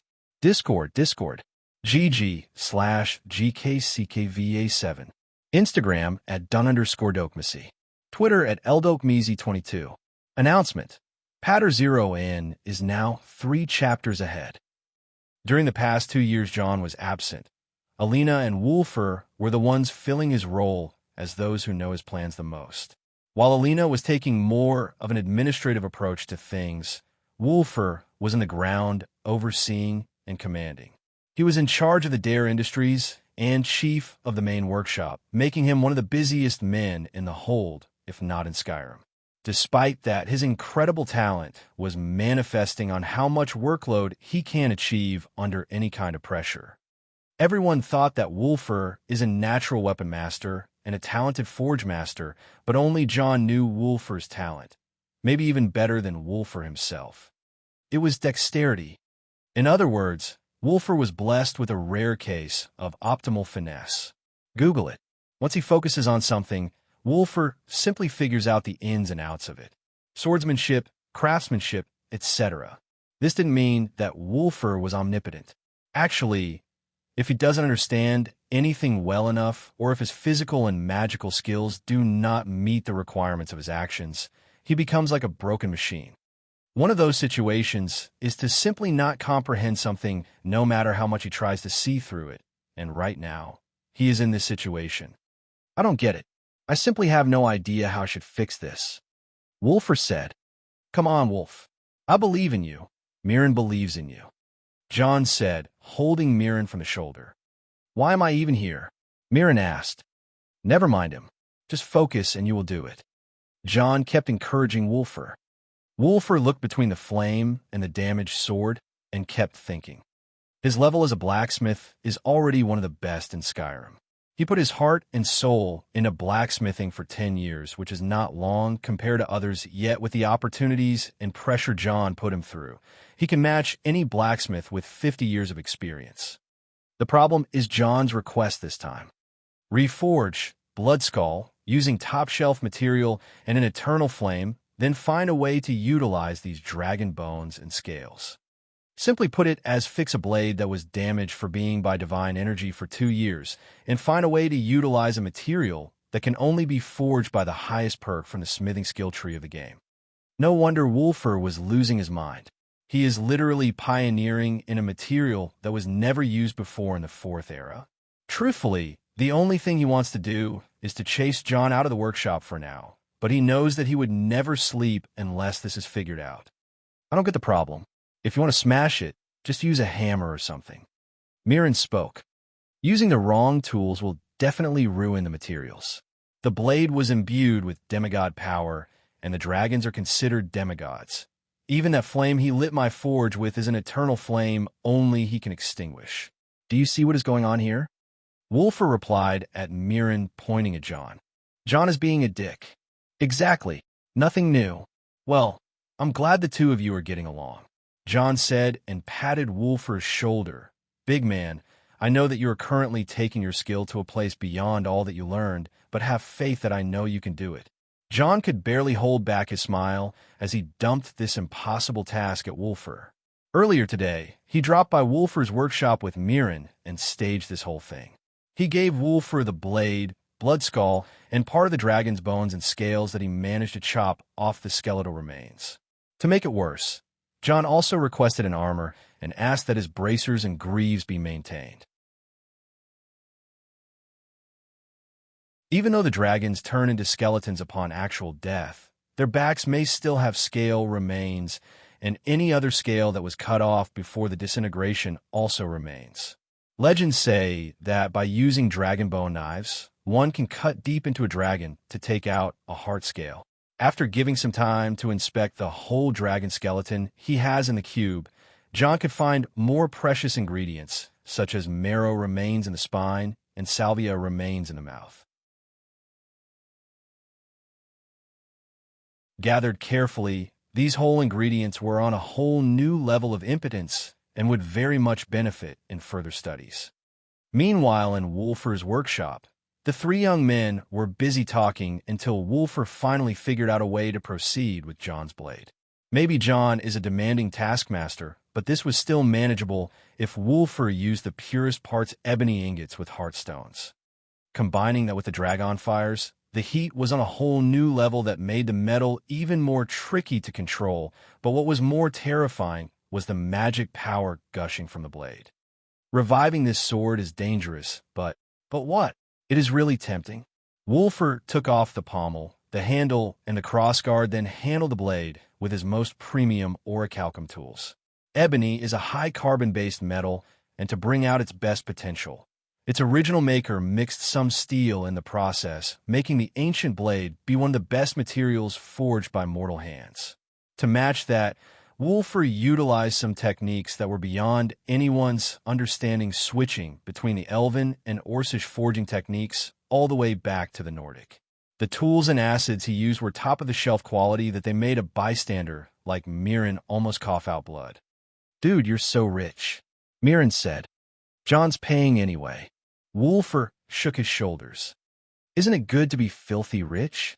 I mean, look at the Imperials and the Stormcloaks trying to measure me up by political influence when they must have weighed my pockets first." John bragged. You must be getting ready for a big round of trouble." Wolfer said. "Believe me, if they know what I have in mind," John said, daydreaming. "You mean the next phase? Is it ready?" Wolfer asked. "Almost, brother. Almost." "What's the next phase?" Mirren asked. John and Wolfer looked at each other with a sly smile before Wolfer replied. "When we first arrived in this town 5 years ago, there was nothing here but a few buildings and a large number of ruins. The first phase of John's business plan was to liberate. The second phase was to build. The third phase was to expand across Winterhold. We have achieved those 3 phases perfectly, but the last one is bound to be short-lived, as no matter what or who we are, we can't just monopolize 1/9 of Skyrim, and we'll eventually need partners and retainers to block our rivals from entering the land. But will that be the end?" Wolfer asked.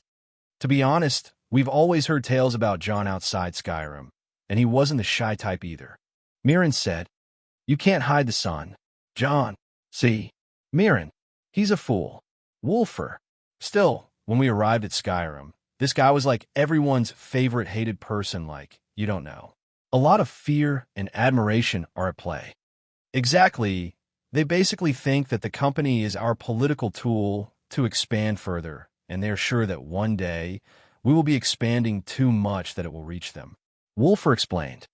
"I see.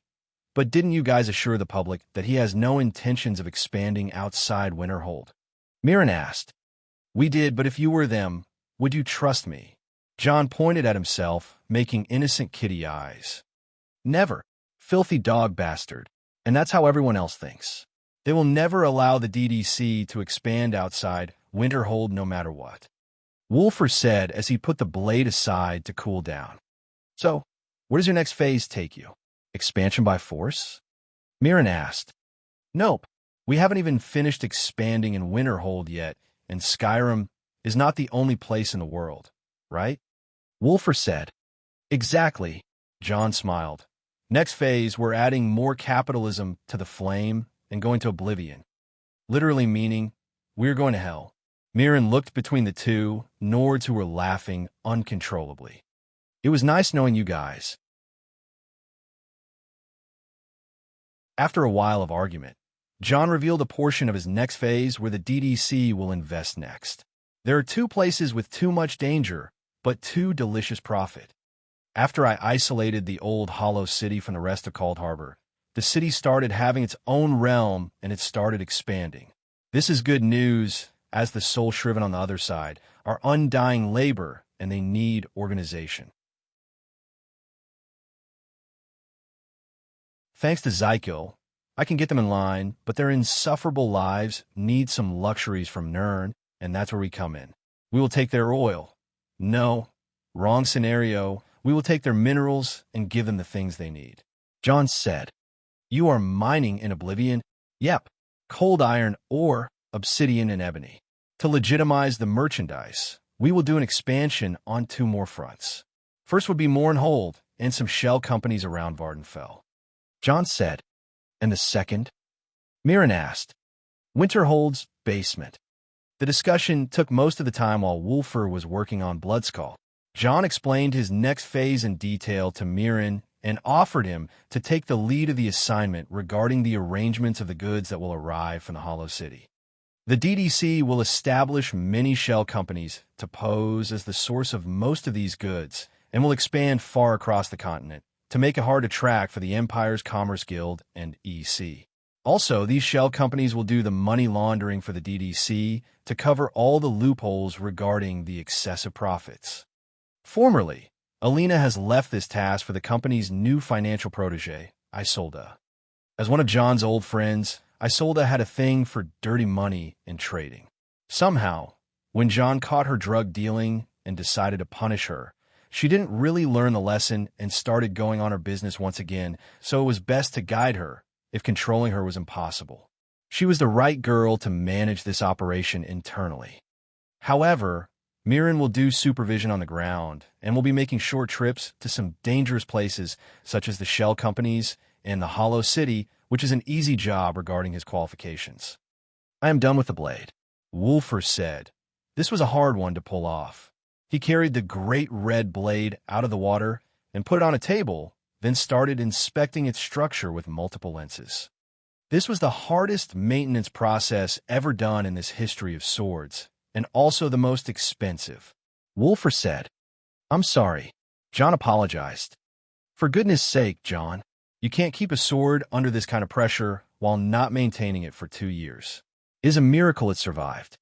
What is important now is the performance of the blade. Worry not. I'll just give it a round of polish and put a nice edge on it. You'll get it tomorrow. All right, I'll see you at that time. It is almost midnight now. Sigh. We lost ourselves in work again, just like the old times. Man, I miss the old times. Speaking of which, I have a thing for you.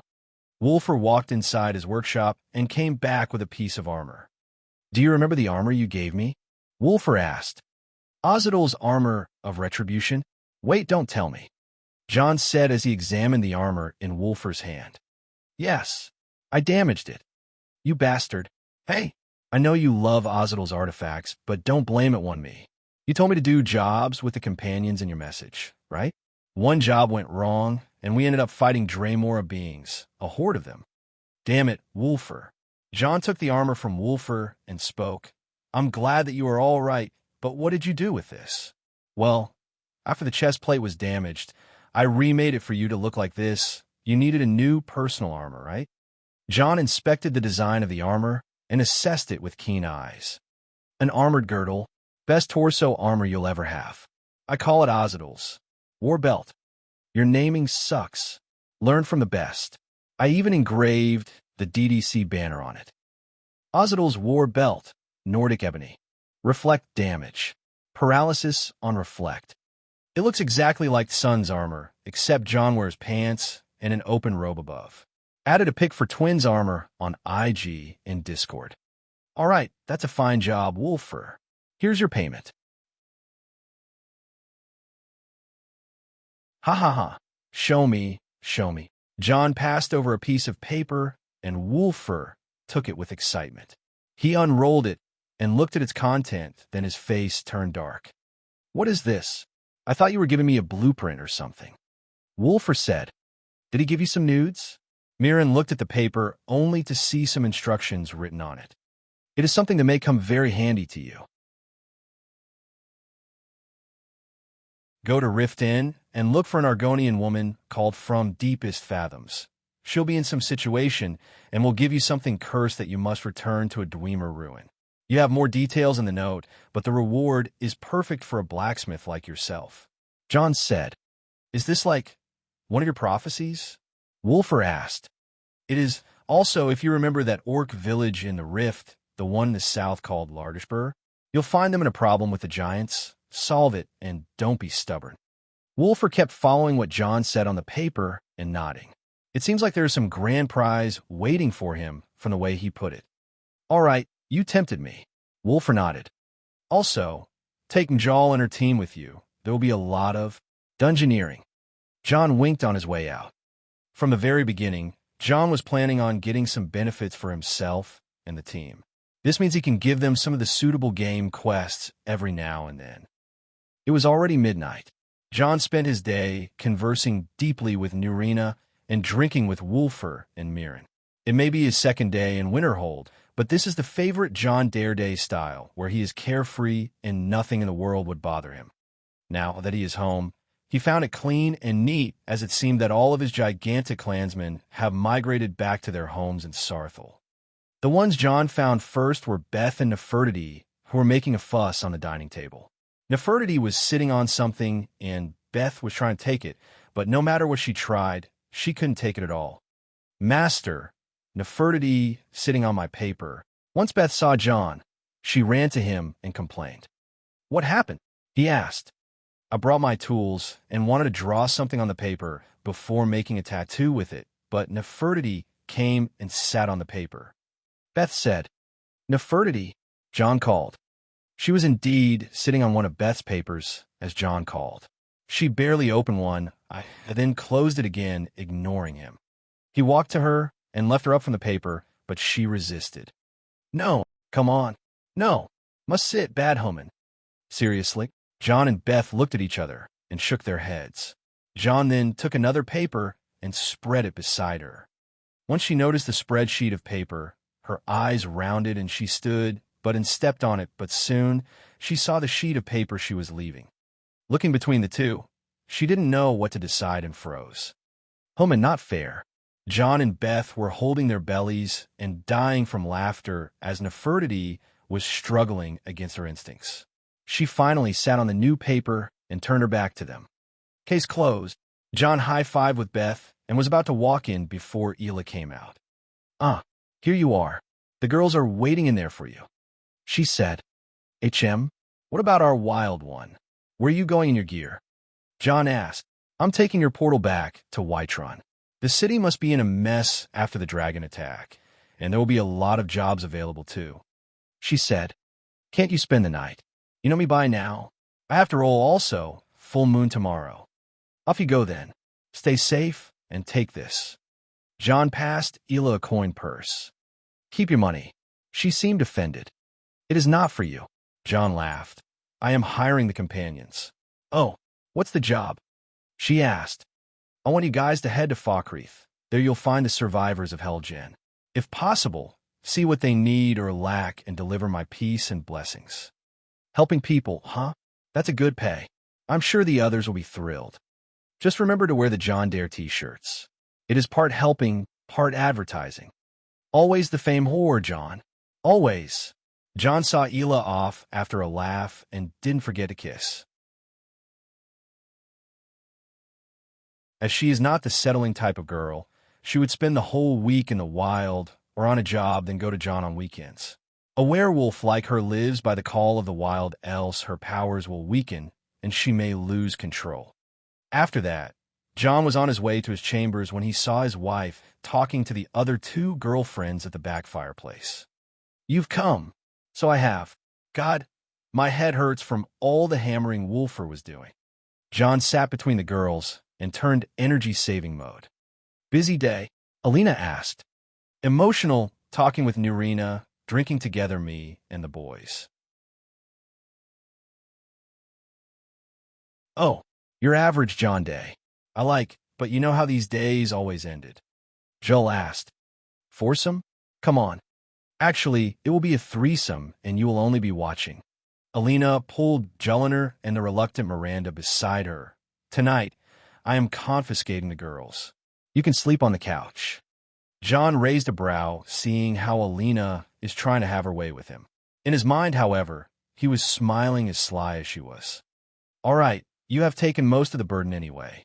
And here I was planning to dedicate this whole night to my wife alone. Guess I am going to slip." "Oh, darling." It didn't take half a second for Alina to toss away Jeliner and Miranda half across the room and stick tight to John. "I don't know.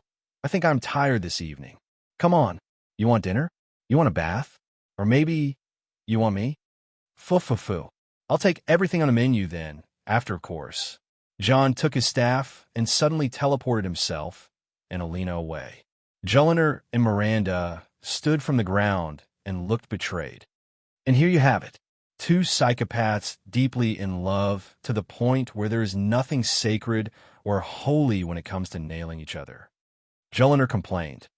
Miranda silently looked at her. What? I'm just an average homicidal maniac. Nothing more. I'm not at that level. By the way, we have sweet rolls in the kitchen. I'll take one. Hidden Dragon Isle, next day.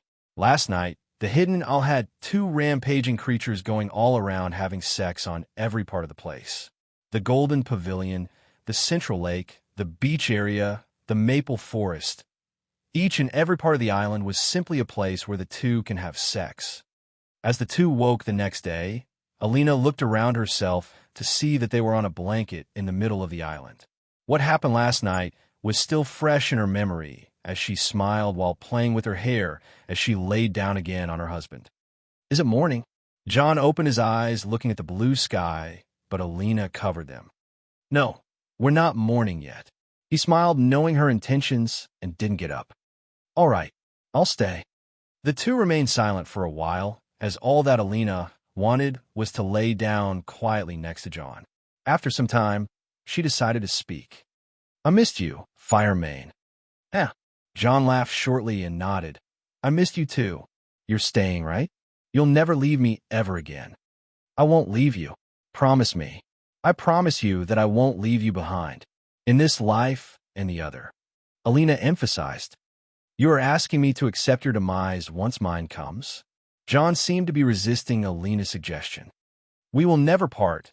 That's a decision I made that you must accept. Do you have any idea what 2 years can do to a wife? Do you have any idea how hard it was to see idiots coming from all Skyrim gloating that you have perished, and I am a ripe fruit for the taking? If not for your sword flying around and taking their heads off their shoulders, I would have raised an army and erased their clans. Oblivion. I would have gone to Solitude myself and slew that High King if Ulfric hadn't done it yet. Alina's eyes lit with red anger as she held John from the neck, and the blue sky behind her darkened. Do you have any idea how I... Seeing her becoming emotional, John felt a big void being carved into his heart and a terrible pain all over his chest. I know how I feel, John said as he held her arm and forced it behind her back. I feel terrible for making you feel terrible. I would sacrifice anything to take that pain from you. Anything. But your life is not a thing you throw away. John overpowered her rage with his might and pinned her down. As the world quietened after their confrontation, John let himself collapse between her arms. John, I don't want it without you. I know. I wouldn't take it any other way either. What should we do then? John wasn't sure how to answer that, but he went off her and laid on his back looking at the sky. Let's have children. Alina was making a sad face just a second ago, but when she heard that, her face turned solemn all of a sudden. Children? Yes. Us? Yep. How many? That depends on you. I'm all right. How about 1,000? Whoa. Woman, there's a family planning in this world, right? Don't know what that is. Alina jumped up all of a sudden and rode on John. Are you sure about children? She asked with a wide smile. I'm suddenly getting cold feet. No, you are not, Firemane. You are hard and ready to go. Maybe we should call the work off today. Hee hee, I already did. And they fucked. The end.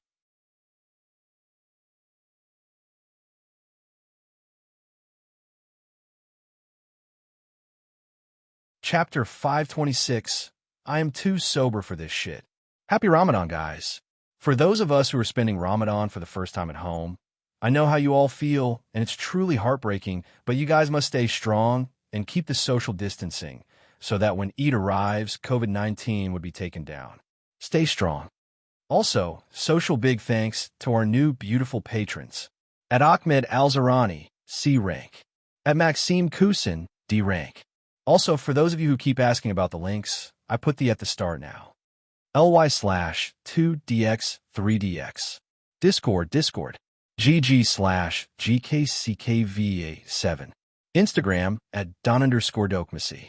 Twitter at ldokmezi22. Asterisk Hidden Dragon Isle, Golden Pavilion Star.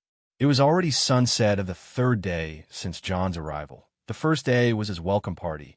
The second day was for Nurina and tying some loose ends. The third day was clearly for his wife. John sent a telepathic message to notify the others that he is spending the day with Alina alone. It meant that no one is to disturb them whatsoever. You know you still owe me a honeymoon. Alina said, you will get anything you desire. It is just this naked apron thing is so fulfilling. Someone has to put up with your weird tendencies. Hubby, that someone happens to be me. I'll admit you're doing a good job at it. Fine, just quit staring. Or what? Or I won't focus on the grill, sheesh. All right, I'll cut more veggies. As the two were staying the day on the island together, John brought some meat and a grill to enjoy a meal together in their private paradise. This island is technically John's domain, but it is not fully completed yet. Either way, John was cutting veggies and putting it with the meat on skewers while Alina was grilling them and adding the sauce. While doing so, they talked about a wide array of things, and he told her about his journeys and battles. So you're friends with the Main, the King of Sentinel, the Prince of Strozum Kai, the Clan Mothers of Elsewhere, the former Queen Dowager of Morrowind, the fallen House Hlalu, and every drug dealer on Somerset. Indeed, you're taking me around next time you travel. Yeah, all right. God, this is delicious. Take a bite. And what are you planning for tomorrow? She asked. Don't tell me you are thinking of keeping me for another day. Something wrong with it, Firemane. No, I know. I was talking about business, though. I don't know. I have the coming phase in mind, and we need to prepare for the arrival of the troublesome guests. I also have to finish everything in 4 weeks before I head up to High Hrothgar Temple. Isn't a whole month too long to make the Greybeards wait? Think of it. If a Dragonborn was to take the 7,000 steps, it would take him a few days. Also, it takes time to reach Ivarstead and more time to prepare for the journey mentally and materially. And I'll come up with a couple of excuses as well. Take away that skewer, it's grilled. Looks yummy. Still, what about our trading situation with the war sides?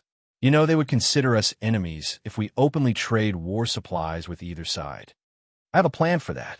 Our main trade partner is basically the East Empire Company, which still operates in Windhelm, and I trust Vittoria to an extent. On the other hand, what worries me is the dragons and the Imperial General. John said, the dragons because they are dragons. I don't like it when people mistake the dragons for mindless beasts. They are very civil and understand hierarchy really well, as long as they are on top, of course. What worries me is how will they act to assist Alduin with his goal of making the war get more intense. They will organize themselves and systematically move for sure. That's what I would do if I were them. I see. What about the general? Yeah, too hot-headed, too by-the-book imperial type. He is indeed an astonishing general to manage to capture Ulfric in a few weeks after his arrival, but now with me around, he'll try to test me and control Winterhold. Our friends in Solitude said, so at least. Don't forget that the Empire announced the martial law after Torig's death. The two moved from the grill to a table, arranging the plates together and sitting close to each other. So, it will be exciting to watch how things go tomorrow.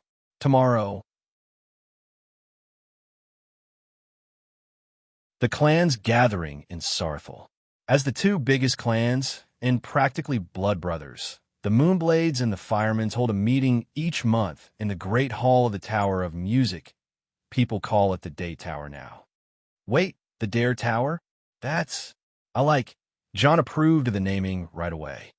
Currently, the Dare Tower or the Tower of Music is completed and looks like nothing from during the Battle of Winterhold.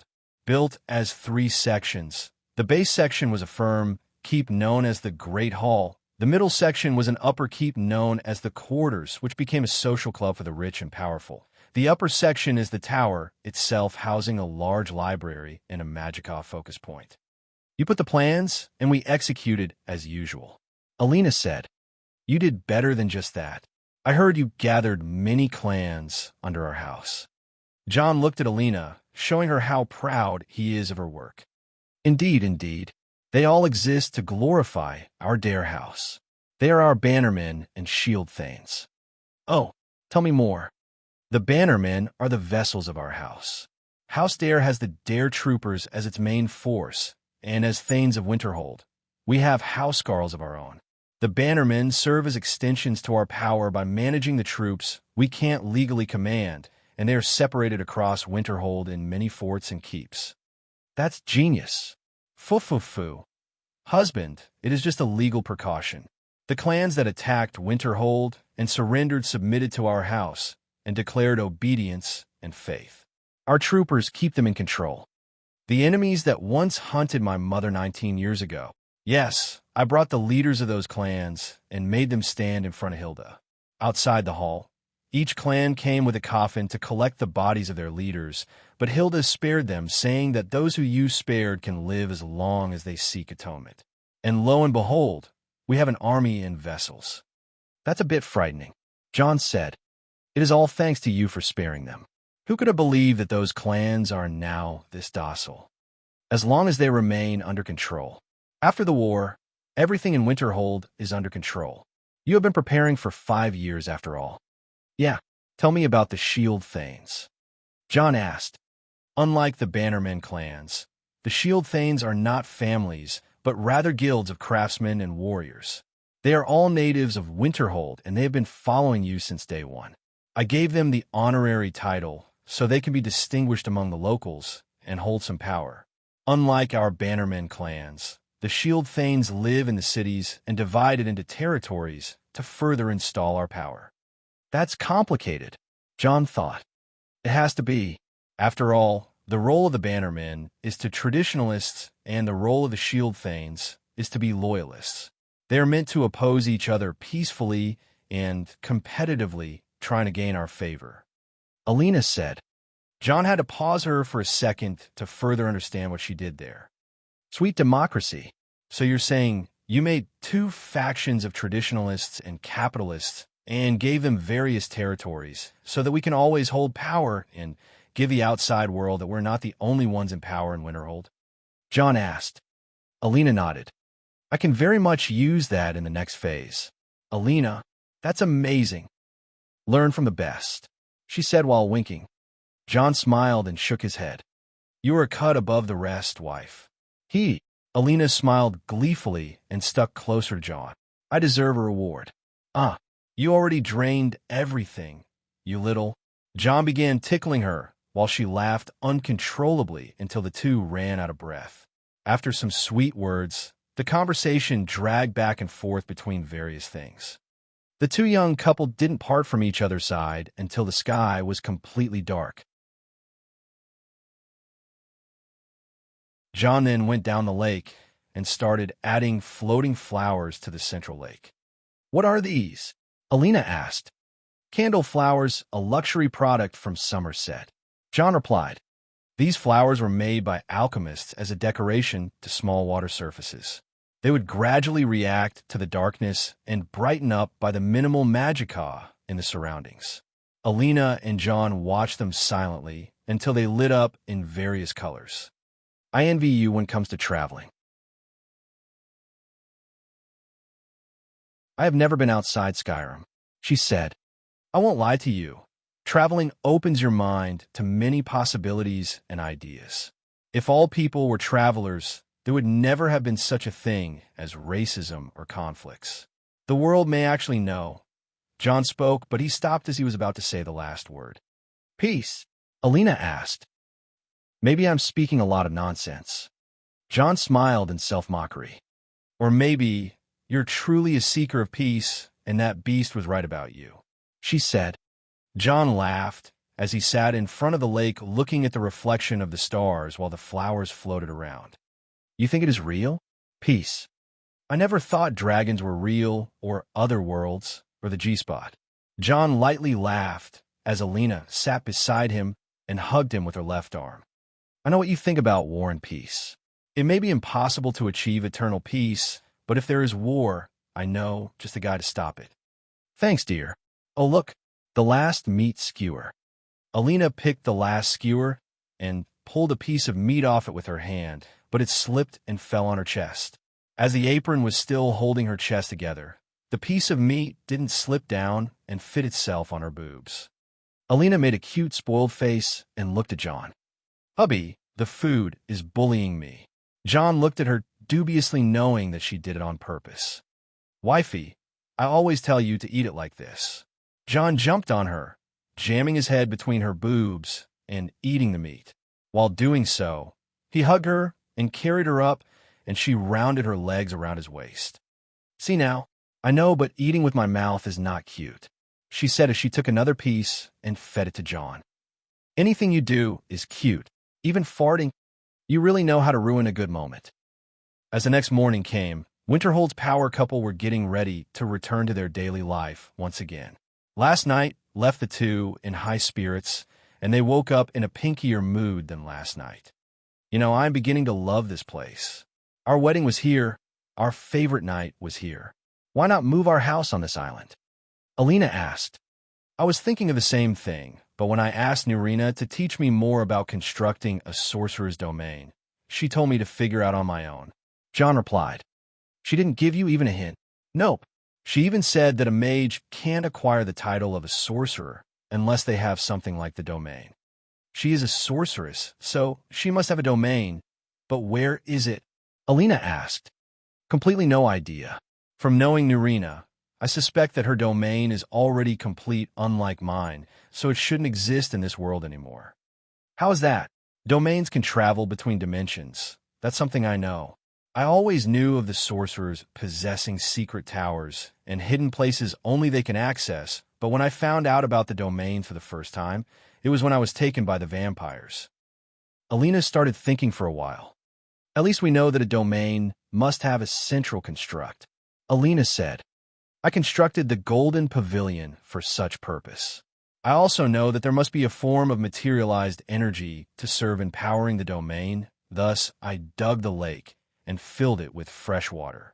As my magicka was imbued in the water, earth, and wind of this island, I could feel my power in it, and I melted away the ice and isolated the presence of the Sea of Ghosts by the mist surrounding the place, making it like a true spring here." John said, "That must have been a lot of work." Alina said, "I started it once I managed to return back, then thinking if I had such a thing as a domain, I would have been able to heal my damaged body. Didn't know that being a demi-chim would save me a lot of time in creating it." "How did you find this place either way?"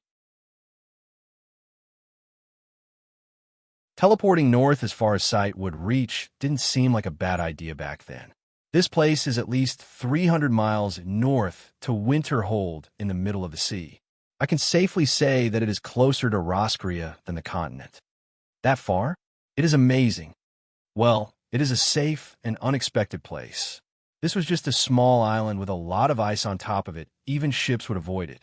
Now look how good it is. Just like Winterhold. Alina said, "Huh, a land where no one wanted to get close to until you happened." John smiled and kissed her forehead. "Thanks. Let's go home already." "Home? John, where on Oblivion have you been? The city's on fire." The first thing they saw was Julliner running at them, with cinder covering her from head to toe. John was about to react, but Alina hit Joel on the head. "Liar. A potion exploded in your face again." "Come on. I wanted to see his expressions going WOH like that." All right, I was taken aback." John patted her head and asked, "Anything serious while we're gone?" "No. Right, Wolfer dropped by and left you your sword and the things you wanted him to fix." Joel replied, "Good. And where is Miranda?" "Reading. All she does is reading, seriously." "All right, I'll check by with her and go out." "Was there any word from the office or Sarthel?" "Not yet, but you have to show up, though." The three arranged their daily schedule quickly like the old days. After that, Alina and Julliner went to have a fast path while John went to see Miranda, who is still adapting to the new environment. For today, she will go around with him. Alina will have to attend a class at the college, while Joel will cover for them in the company. After finishing the important things and having breakfast with the girls, John went to his laboratory in the basement, taking Bloodskull, with him to activate the enchantment. The Red Blade and the Ozidal set were worked on by Wulfr for 2 days straight to bring out their true potential. Unlike Jon's clumsy rework, Wulfr's craft left the whole thing as brand new. Bloodskull, Nordic Ebony. Energy Amplification. Bleed damage, new. Ozidal's War Belt, Nordic Ebony. Reflect damage. Paralysis on Reflect. Ozidal's Evil Fists, Nordic Ebony. Fortify strength. Resist magic. Magicka Sealing Chains. Ozidal's Boots of the Apostle, Nordic Ebony. Fortify speed. Water walking. Levitate. If you see 3 enchantments on one item, this is because Jon can combine 2 items with a mutual enchantment to make a tri-enchanted item. Wearing those pieces together, Jon had that look of a warrior whose chest and shoulders were bare with a big armored belt tightened around his torso and 2 dangerous-looking bracers and greaves. He then held his sword up, inspecting it. Wulfr made the sword look even better than before now that it has its own luster and extra smoothness. Jon let the blade slide into its scabbard and attached it to his war belt and wore greed as a long battle coat on all that. The last thing he added was his accessories. Ozidal's Ring of Necromancy, Nordic Gold. Fortify Conjuration. Automatic Soul Trap. Greater Token of Kine, Nordic Amulet. Fortify Vitality. Resist Shock and Frost. Pacify Animals. Bond of Matrimony, Nordic Gold. Fortify Healing. Old Man's Coin Charm. Fortify Luck. The Haven Cube Ring Mode. Dimensional Storage. Dimension Access. As he finally tied his hair with a string and made sure his light facial hair is in order, Jon turned around to the ladies behind him. "How do I look?" Jon asked. "Like you never left, darling," Alina replied. "Thanks, honey. No pink atmosphere now. The day's already getting started. Let's go already."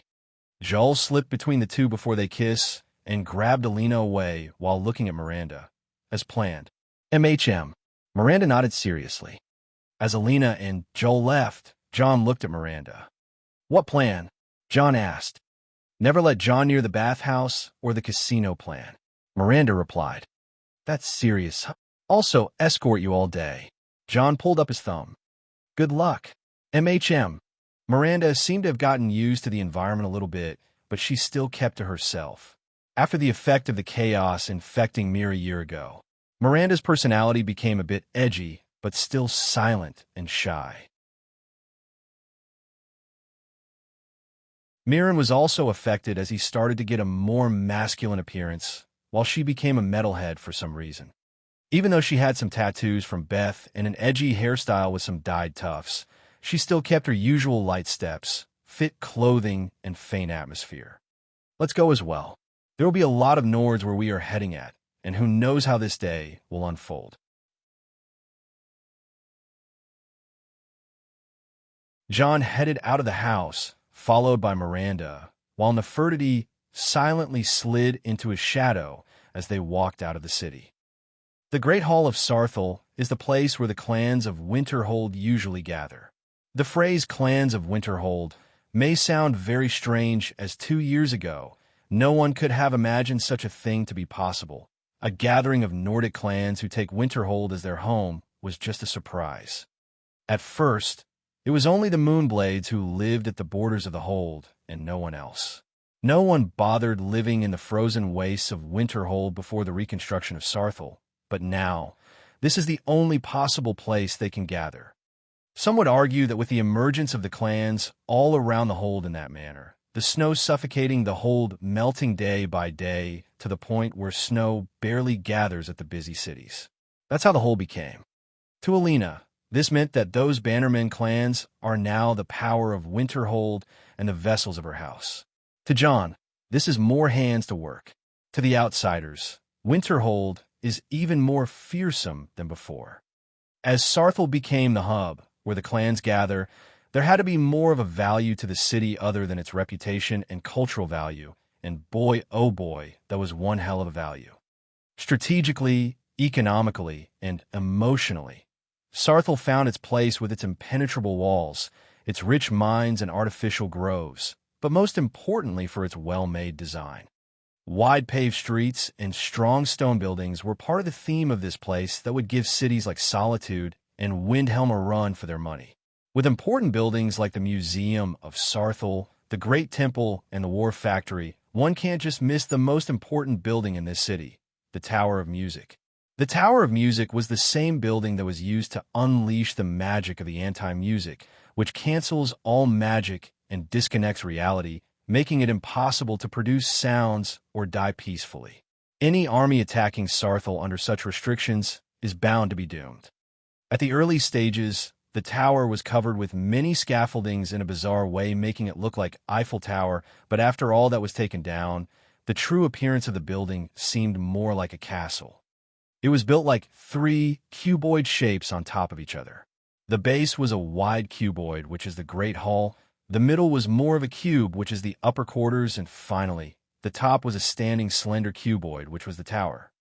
This whole structure is actually a fortress, but it is mainly used as the war council and the strategic command center of all Winterhold. As all the clans would gather in the Great Hall of the Tower for monthly discussions, today's meeting was scheduled 3 days ago, when John Dare arrived back at Sarthal, and the firemen announced that they're going to hold a feast for the event. The bannermen and shield thanes all gathered in the Great Hall, with their important figures coming with gifts. It may still be early in the noon for a feast to arrive, but they were all free from their duties and eager to meet John. As the Firemans and the Moonblades were the stars of the show, as the parent clans to the House of Dare, Patriarch Tormund and Patriarch Sigurd were present with the most esteemed individuals of their houses. It was more like the gathering of a Nordic secret society of many clans. At the forefront of the bannermen were the Stormfist clan of Whiterun that sent a large branch to colonize in Winterhold with their matriarch Orgus Stormfist, who was also the representative of the bannermen. Other than them, there were also clans that were once enemies to Winterhold, such as the Farwinter clan, the Blackblade clan, and the Nicker clan. There were also clans that were friends with the Formans, such as the Frostborn clan, which migrated from the Pale, the Skyguard clan, which has a lot of involvement with the Vigilance of Stender, and the Amber Ones clan, who are distant relatives to the Firemans. As for the Shield Thanes, all the merchants and businessmen who grew in the shade of the DDC. All those people were invited, but there were ones who were not invited.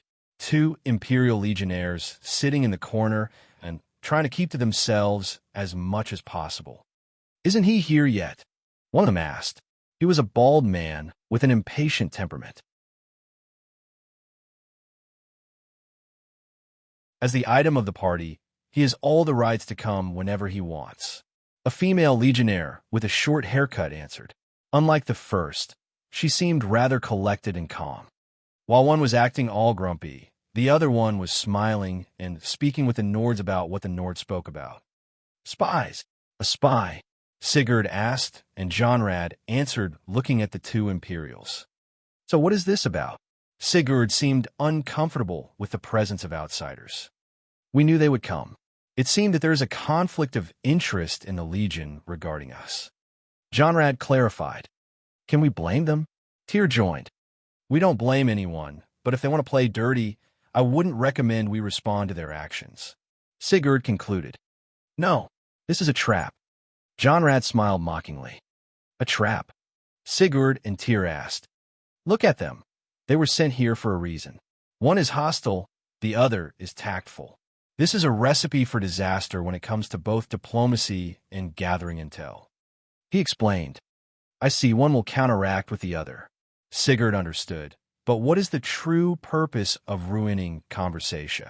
"I see. They want to put us in a bad place." Tyr said. "It must be that general. He won't sit and wait for John to take a stance like the Imperial diplomates." "Troublesome." Jonrad nodded. "Troublesome indeed." Sigurd shared the same feeling, then asked, "Will you tell John?" "No worries. This whole thing depends on John's insight, else none of us would be here. He will make his stance once he speaks to them." Jonrad said and retreated beyond the crowd. Almost at the same time, the area around the entrance to the Great Hall became silent still. Nothing gets this silent in the middle of day unless it is something important, and indeed it was the most important thing after all. A man walked in with a dangerous aura, as his presence was unfathomable in this place. Following him, there was a gigantic bone colossus in the image of a samurai holding a massive bone katana, which was stained by blood. From the hands of that man, 2 chains extended, dragging behind him 7 lifeless bodies. A high elf woman came carrying a small knife drenched with blood and holding her shoulder as it seemed that she was grazed by a blade. Seeing her, Wolfer, as well as Isha and Mirren, who were priorly present, rushed towards her to see her arms already healed, but she seemed to be still having some painful sensation. Seeing the mighty Worth behind John took the breath away from the Great Hall. Everyone knew exactly John would only summon this undead if something bad happens, and it seemed that a situation occurred. As John walked in with the 7 corpses being dragged and leaving a trail of blood, those who once offended John were already shaking, hoping that John wasn't thinking of anything evil. There's a fine line between wanting to play a healthy game of politics and wanting to play a dirty game of blood. I am open to both. But to hurt my people, my family, there is something a man shouldn't overlook, John said as he pointed at Miranda. He then held the chains and flung them forward toward the center of the hall, showing the 7 corpses of very well-trained light warriors, or rather, assassins. I know these are not from Winterhold.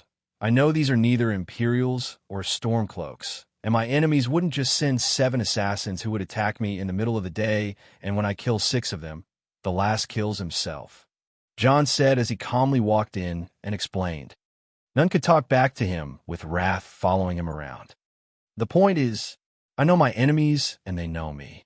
It is almost like a love/hate relationship, but those people, they don't know me, and I don't know who they are, John said and looked at both the bannermen and the shield thanes.